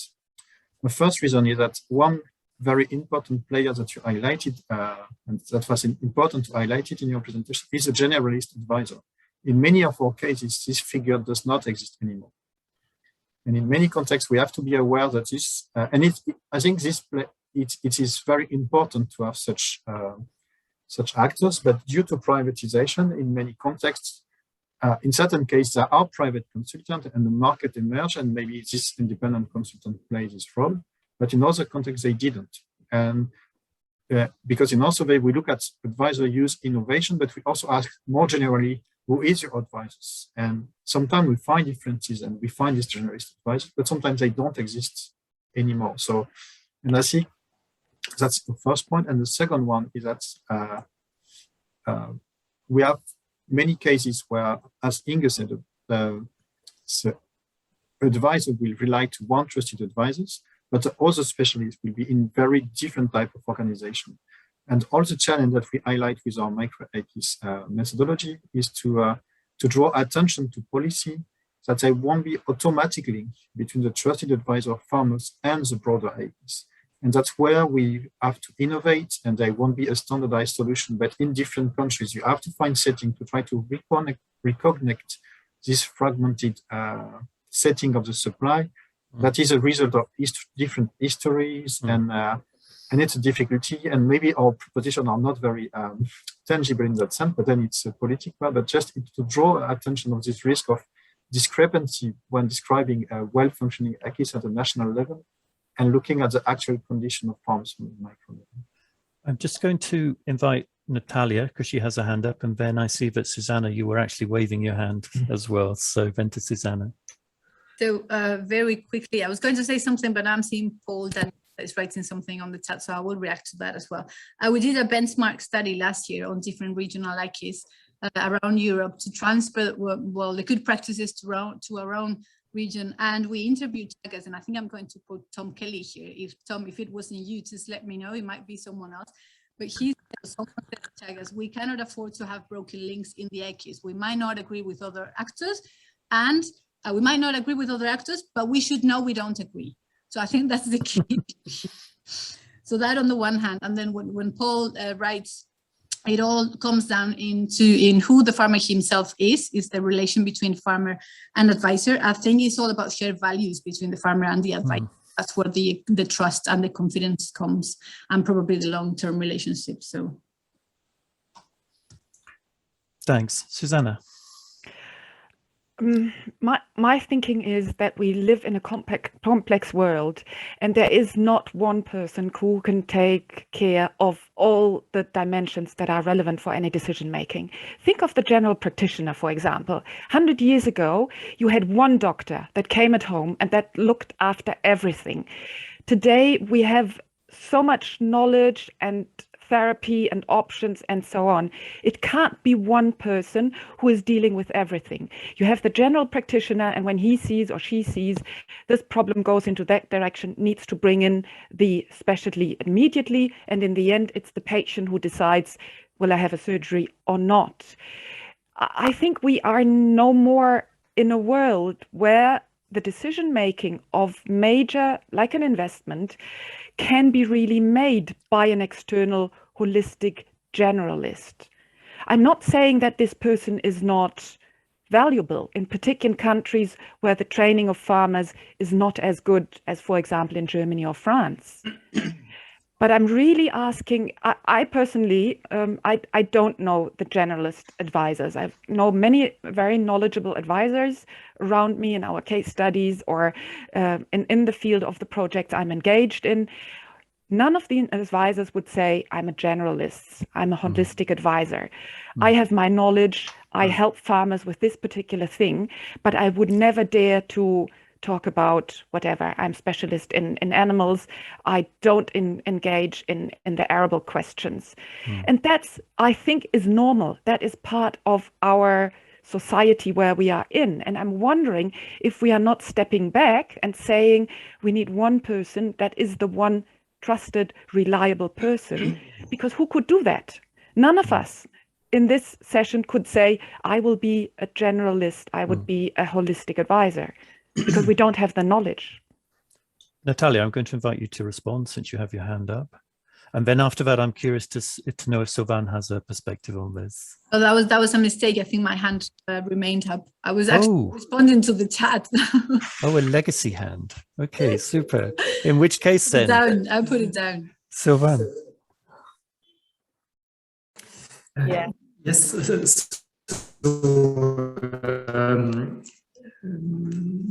I think maybe there are different understandings of holistic advisors. So maybe it's because this word is a bit vague.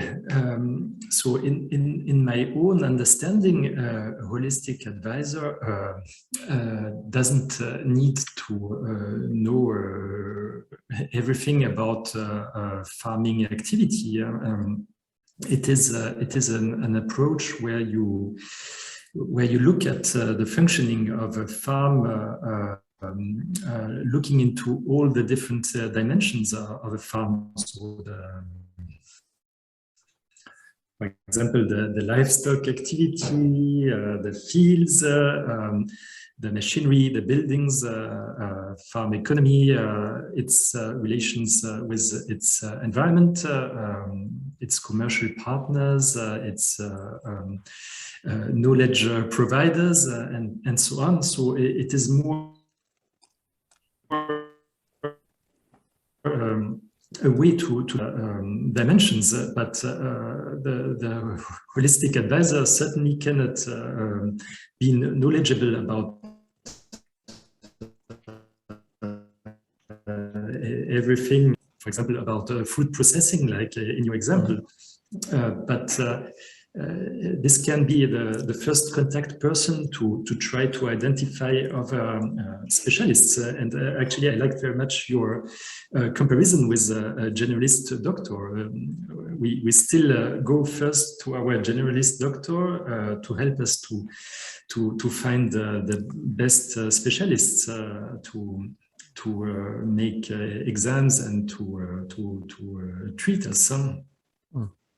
So maybe we should define more precisely what we mean with holistic advice or whole farm advice. Sorry, Inge, I think you have your hand up, unless it was. Yeah, very short to Susanne. This trusted advisor is not a concept that somebody invented. It's just the way the psychology of the farmer works. He just chooses somebody that he is relying on. And for sure, that person will not know everything. And there, Sylvain exactly explained the essence that this trusted advisor should then go and help the farmer, because the farmer himself is also looking everywhere, should help the farmer to find maybe even more knowledge sources, go to his back office, whoever, and this is what reality is. We all have our very best friends. We have a series of friends, but this is my very best friend. So it's something human. It's as simple as that, I think. Mm-hmm. It's not a concept that was invented. It's just that people are like that. They believe one person more than another, because this, I heard this before, the shared values. I think Natalia said that. Yeah.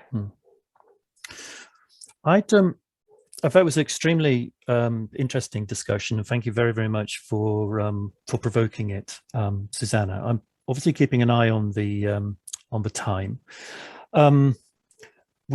Pierre has indicated that we may well run over by 10 minutes, and we certainly absolutely want to preserve the time for Tom, for our great colleague Tom Kelly to wrap things up. But it seems to me also that there's lots of really interesting and very, very important points which have been raised. They've been raised in the context of policy recommendations coming from the evidence base that AgriLink has generated. They've moved into this really interesting space between, science and policy. But there is also, there is a very, very specific policy context at the moment, and we've explored various kind of dimensions of that. But one dimension that we haven't addressed, I think, directly, and which I think is critically important, and which I suspect at a national and regional level, many managing authorities are struggling with at the moment. And that's the obligation under whatever it is, Article 13 or Article 72 or something, that all advisors should be integrated within the ACIS. Now, that's relevant to the conversations about, our understanding of the fact that at the level of the farmer, there are multiple sources of advice, et cetera, et cetera. It's also relevant to the concept of developing and building a more integrated and holistic advice, because, the integration of all advisors into the ACIS implies a significant enhancement and intensification of knowledge exchange between all the various actors. Better connection to research, better connection. There was a comment in the chat, better connection to education. I mean, what about education? So I'm just wondering, what's your perspective on the steps which are needed in order to address this policy obligation? All advisors should be integrated within the ACIS. And I'd like to begin with you, Pierre. For me, the main dimension of integration will be an integration through this concept of back office, which is very important to my perspective. That's the first point. So that's to make sure there are some activity where we foster a bit of mandatory joint training, where type of advisors are a bit obliged to engage in certain specific training that are provided by other actors in AGRI, and specifically with public research. I think we have to find a way to put back public research. And another task, which is also a parallel with maybe the medical sector that we have started with this comparison is if we go for evidence-based solution, we have to take it seriously. And quite often we miss something in between. That's how to digest academic research and make it accessible in a sensible way. And for this, we need platform, but we also need dedicated people that start from advisors' perspective to then make relevant synthesis of research. So I think that a way to embed advisors is also to do this way. I know in Teagasc they had a system where advisors were also partly research. Part of their task was to review academic literature. So it's also, for me, a way to embed them. There's a very specific question just popped up in the chat. I mean, what does integration in the ACIS actually mean? Now, I mean, Pierre, you're focusing very much upon the back office as a very important tool, and that's completely understandable. But I think earlier in the chat, Susanne was actually questioning, you know, how does the back office function where you have, for example, a very, you know, fragmented advisory situation and there's lots of smaller scale, independent private advisors. I mean, how does the back office as a tool, as an approach, serve in such a situation? Or is the back office just in the case of, you know, a publicly funded advisory services? Can you help us to understand that a little bit? Is this addressed to me, Mark? No, I'm sorry, it was back to Pierre, because Pierre made the, and then Inge, I'd like to come to you to explain from the regulatory perspective where this comes from. So Pierre, how do you see the back office addressing this challenge of integrating not only your publicly funded, not only your more obvious advisors, but other advisors who are maybe below the radar and not so visible? That's related to transparency for me. And as to Inge said, I think that, but it has to come with maybe not certification, but to further elaboration of the profession of advice, and that's some transparency needed, and that in your curriculum, part of it should be related to the type of activity you do in your back office. Now, we have many examples that part of the role of being an advisor is to ensure that you benefited from interaction with public research, and I think that it should be enforced. And I think it's a huge possibility often by the AGRI plan and the new context is to move it in that direction. And it could be transparent. If you continue with the medical sector, there's an obligation for generalists to go for some training, not with private sector, but with university and different types of suppliers of training. So we have to continue and push in that direction. Thank you. Inge, and then back to you. I mean, what's your ambition with respect to this specific piece of obligation, new obligation that you've introduced, or aspiration that you've introduced? You haven't mentioned, I mean, there are a number of other, I mean, I guess you have a number of tools in mind, a number of approaches in mind. You've got the innovation strand of the CAP networks. I mean, but what's your ambition there? How do you see reaching those under the radar advisors who are not so obvious and apparent to us, but we know clearly that farmers are engaging with and they're fundamentally important? Yeah, indeed. That's indeed the idea, but behind all advisors should be integrated in the AGRI. And we should not narrow down the AGRI to a publicly funded back office. Of course, this is essential that also those advisors under the radar can profit from this public knowledge. I think that's really important, that there is public money foreseen for that, and it's not so obvious. It's a real mind changer for managing authorities, and we're struggling on a daily basis convincing managing authorities that this is worthwhile and this is going to help to make the transitions that they would like to see, because they don't always see it like that. They see money for knowledge and innovation like lost. Let's give it 1%, and people in the countries call me and how can I argue that, etc. So don't take this for granted, such a public back office that serves everybody. So this public back office certainly has to have this good link, like Pierre says, with research. But there's more to do, and that's where you were pointing at, and that's also part of our article on modernization, article 102. It has a number 127 now, I think. That the CAP networks should also be in the picture and connect these advisors with the rest of the AGRI. And that can be as well commercial companies as all kind of professions, but in particular also the cross-border information that might not come to an advisor whose back office is in a local research office or more locally based.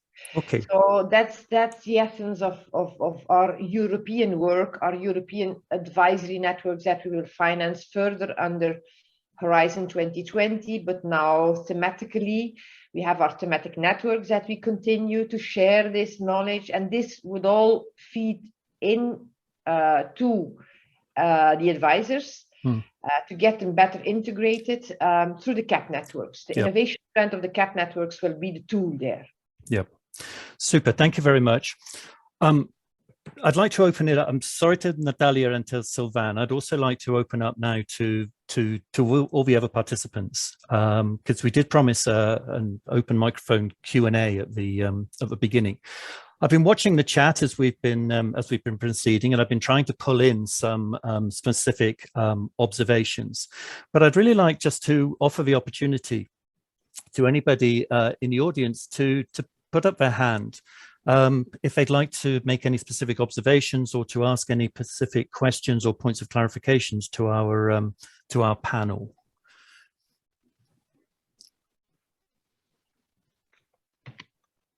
So I don't see any popping up yet. Natalia, I'm going to let you to continue because you also had your hand up. I was just writing on the chat. I would say that I would understand integration in the AGRIs as that particular actor being exposed to knowledge flows, either to be able to express knowledge needs, to generate knowledge, or to transfer knowledge in a transparent way, and doing so in a transparent way. And then that still remains a challenge, I think, because values and worldviews would still be at play in this. And I think the challenge is whether a particular AGRI shares the objective of that knowledge generation and knowledge transfer. And I like to bring the attention to this concept of mission-oriented AGRIs, which I think might be valuable in how to really look at knowledge flows as a tool to really bring farmers closer to that objective. So this mission-oriented might be something useful to bring AGRIs into practical use. We've had a positive response to that in the chat from Arthur. Sylvain, you also had your hand up. Yes, thank you very much. Yes, I wanted to mention two elements. On the one hand, so the I2Connect project is currently launching a European-wide database on advisory services and advisors.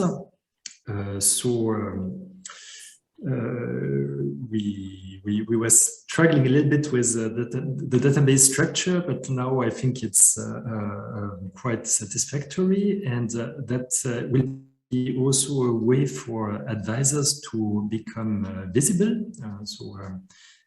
Inge mentioned before some advisors who were out of the radar, so they could become more visible thanks to this database, and it is also a tool for connecting between advisors.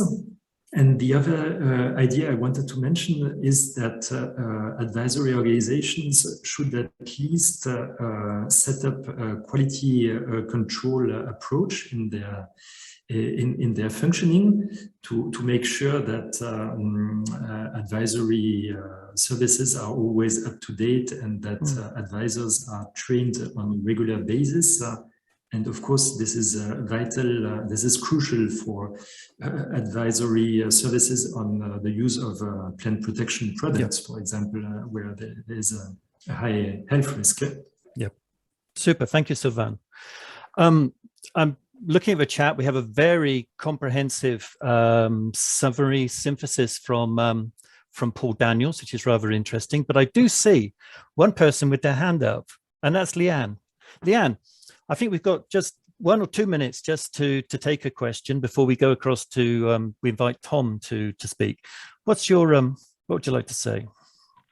Well, actually, I mean, I wanted to bring up this concept of triggers again from a practical perspective. So it's something that we've really focused on in the AgriLink project, is looking at the different things that trigger innovation in farms. And so I'm particularly keen on this idea that we can target advice to these trigger points. So to farm succession when it's in process. If there's a major disease outbreak, that's when farmers might be rethinking, you know, what they feed their animals or how they manage their fields, that kind of thing. So my question is, how practical is that? How could we operationalize that? Is it possible to make more money available for advice on some of these particular topics, or at different periods of time, depending on, you know, what's happening in the different sectors?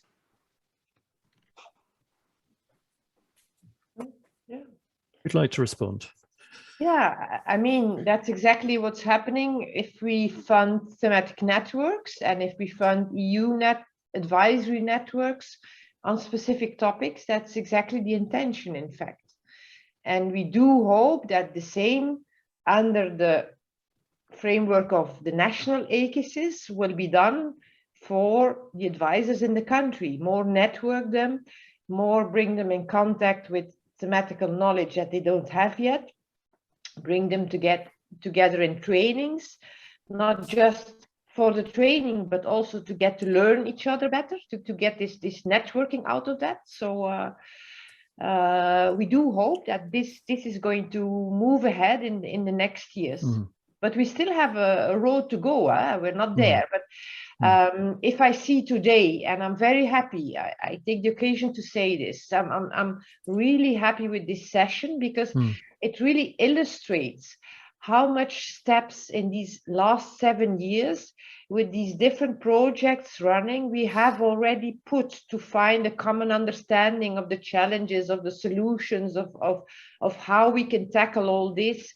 We found each other, and of course further people need to connect. But we have here a nice big core group already with much better views. Imagine where we were 7 years ago, where we are now. This is just great. I think I have to congratulate you with this event and everything which everybody is doing in his own country and his own projects. Inge, thank you very, very much indeed. That's extremely nice feedback and clearly appreciated, highly appreciated.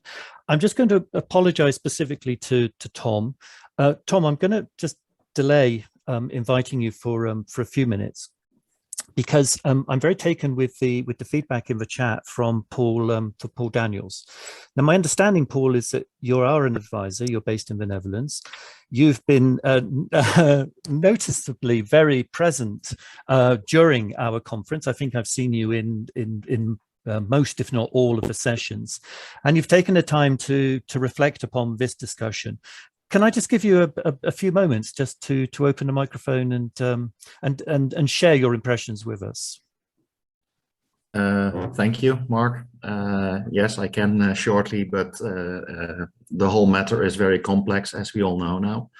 My backgrounds are that I'm a project manager of an advisory association. So I'm not myself an advisor, but I stand for my members, advisors.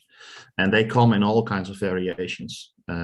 So then you are actually in the field of seeing that there are specialists and there are generalists, and especially the cooperation between them is very important. And In the Netherlands, I see continuously that a farm is a completely different company than a company. A farmer has a lot of advisors, but they're never on the same table as a management team. He just has to pick whatever advice is best.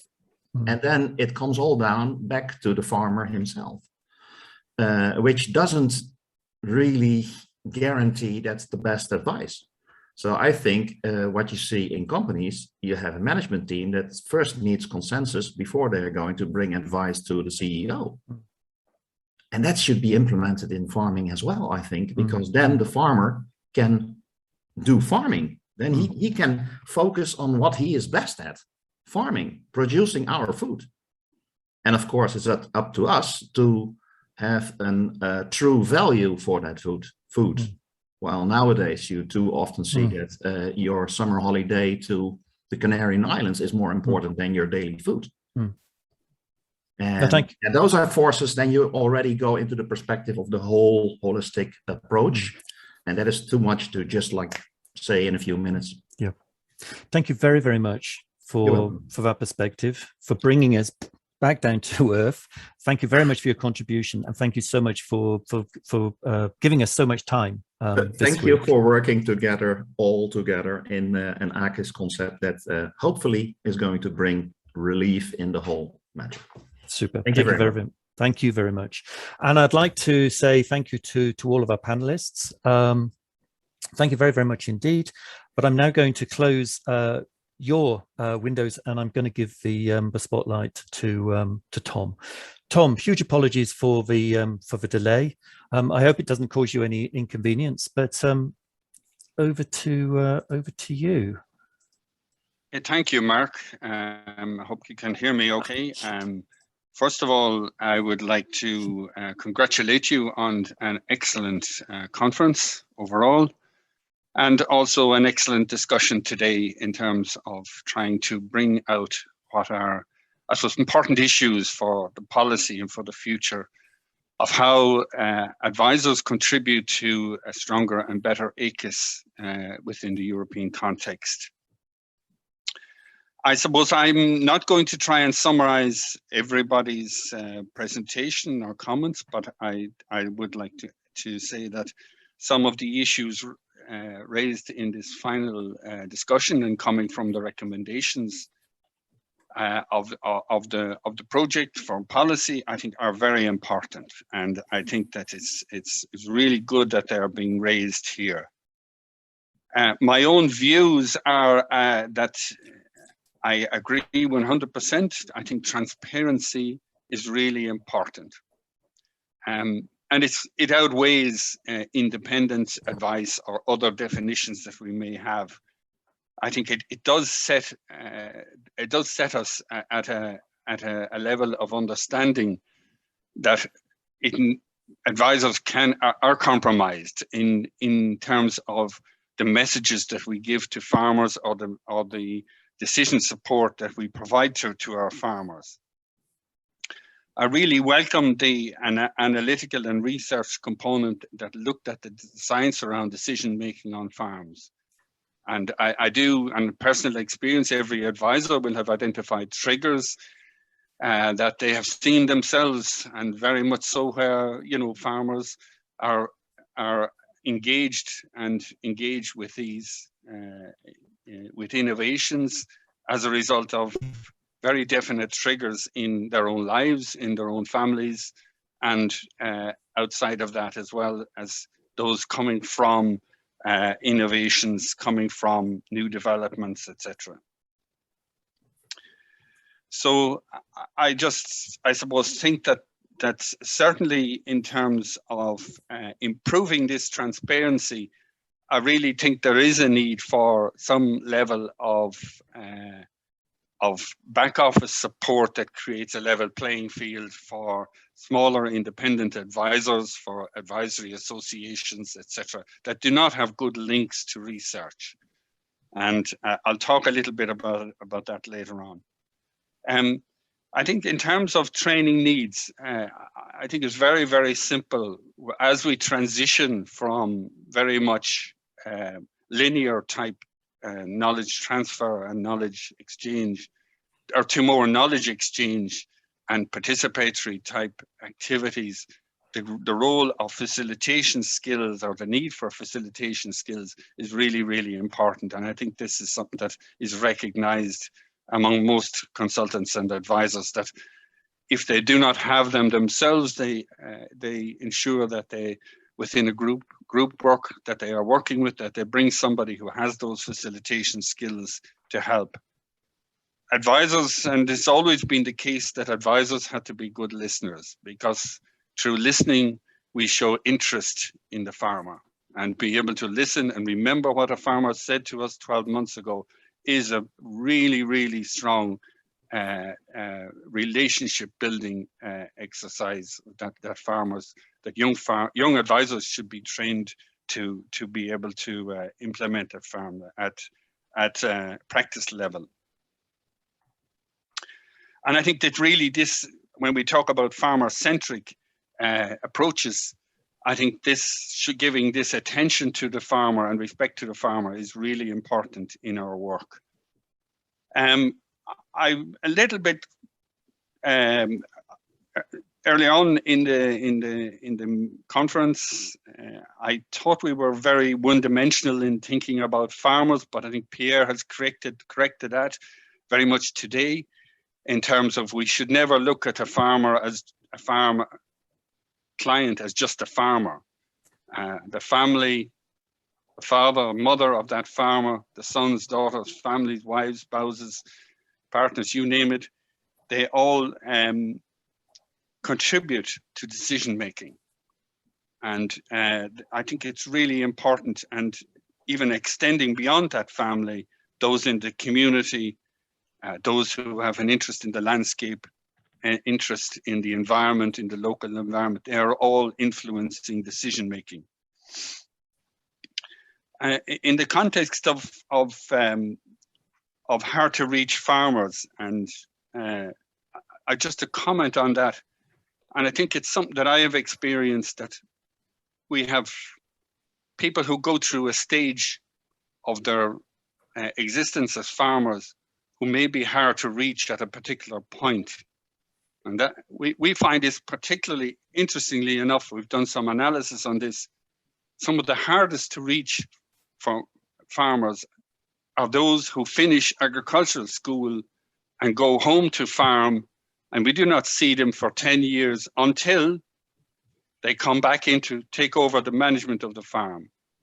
I think this is something that we find that it's a phase of life. Maybe it's and maybe subsequently as they retire or get older, that they may also become hard to reach.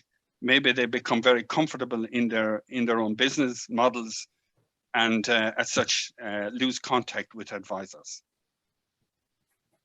And that's not to say they're not connected with somebody. I think hard to reach people are almost always connected through getting information from other sources, media, etc. But just coming back to the integration of within the ACIS and the integration of advisors, maybe smaller independent advisors, and the need for back office support. And I think this is something that is very relevant. I certainly believe from a EUFRAS experience that open events for advisors are really important, that the Association of European Advisors is really important, that local associations are important. These are networks that help all advisors to have a say or have a voice. It helps them deal with their own public authorities, and helps them to at least be in the information loops that are ongoing. But I think in terms of back office support, I certainly would say that in general in Europe, the situation isn't bad in terms of, I don't see that there's lots of information locked away that's not made publicly available, that there's a lot of events that are closed to advisors in particular, or closed to farmers.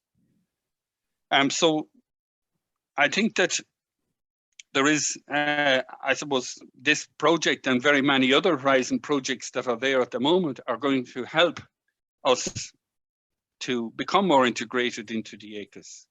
And I think this is a really, again, a really good development, and it's important for us. I think if we look outside at other industries, we do see some lessons that could be learned from other service providers. And I think Natalia maybe mentioned this a little bit about going into this area of client management or customer management. And we know that any good supermarket or digital telephone service has a whole section of their business which is based around a customer relationship management software and analysis, and they are able to predict the needs of their customers before they even ask the question. So the science of advisory services maybe has something to learn from this, and we certainly think that it's something that we should be exploring from on the basis of the knowledge learned in projects like this. So again, I'm not going to go on. So I think, again, I think there's been some really useful insights, some lessons. I do like the idea of the micro AGRI, and that this approach I think was good from this particular for research purposes. But of course, the micro AGRI, even the one or two people who advise those farmers, they are also connected to the AGRI. So that connection should go right back throughout the AGRI. So it is part of the bigger AGRI system, but maybe from the farmer's perspective, a small part of it. But those were the conclusions that I have brought. I think we have learned a good bit, and we will look forward to the final publications, etc., from the project. Tom, thank you very, very much. Back to you, Mark and Pierre. Yeah. Okay, super. Tom, thank you very much indeed. I've just got one small request for all colleagues. A number of people are interested to take some screenshots. It would be really great if you could turn your everybody, or as many people as possible, turn their cameras on. But meanwhile, Pierre, it's back to you. Yes, thank you very much, Tom, for this inspiring conclusion and talk, and also for all the work at Teagasc, because I know that very often Teagasc has been seen as an example to support discussion in other countries. So thank you very much for that. And then it's a bit emotional moment. Last time we are all together. I want to thank you all for your participation. Well, going digital was very good to have many people. We had between 80 and 200 people connected to the session. So, and a huge level of engagement to all of you. So a big thanks to all of you for your participation. Today, more specifically, I think it really helps us refining our policy recommendation messages and options. So that would be very, very useful. But also, during this session in the last 3 days, I think it opens some avenue for new research, which is also very important for research projects. First one really relates to what Tom said at the starting point, to continue investing in the science of understanding farmers' decision making, and that to go beyond farm and integrate broader people involved in farming activity, from family to workers. I think that's a big challenge for us as social scientists that we have to take on board for the next one, because we have to better integrate our research with the transformation of the structure, generation, and actual population of farmers and farm workers and families and so. So that's a big challenge ahead. And the second one is to also take lesson about take seriously evidence-based decision and try to find our respective role in better connecting science, research, and policy for sustainability issue. There was lots of comparison with the medical sector during our discussion. I think we should continue having an idea of how we relate social science, basic science, research, and advice. And I think we should continue in that direction. That was very interesting session for us. We learned a lot. And now that's part where digital solutions are less efficient, because ideally that would have been the best moment for sharing a drink and a lunch together and continue this very rich discussion. Unfortunately, we cannot offer this part of the meeting. So I will now conclude. As Mark said, we have registered all session. We will provide them on the website. All policy recommendations are being drafted at the moment. We will incorporate your suggestion, and they will be available early December. So I hope you all take picture, because now it's time to say goodbye and close this meeting. But I would like to share my screen last time, because I don't want you to see only me on the live slide, because I really want to put back all of my colleagues on the screen. Unfortunately, not of them are on this specific picture, but I was trying to say their name, but I say that's not a good idea, because I would forget someone on the project. But this result that we presented as a result of this very strong engagement of many people, researchers, advisors, and many people. So a big thanks to all of AgriLink partners. It was a real pleasure working with you, and also working for this specific final conference. So goodbye to everybody. Thanks again for your great participation into the project, and I hope we will have opportunity to continue all this very rich discussion face to face. So have a nice afternoon and a nice weekend. Goodbye.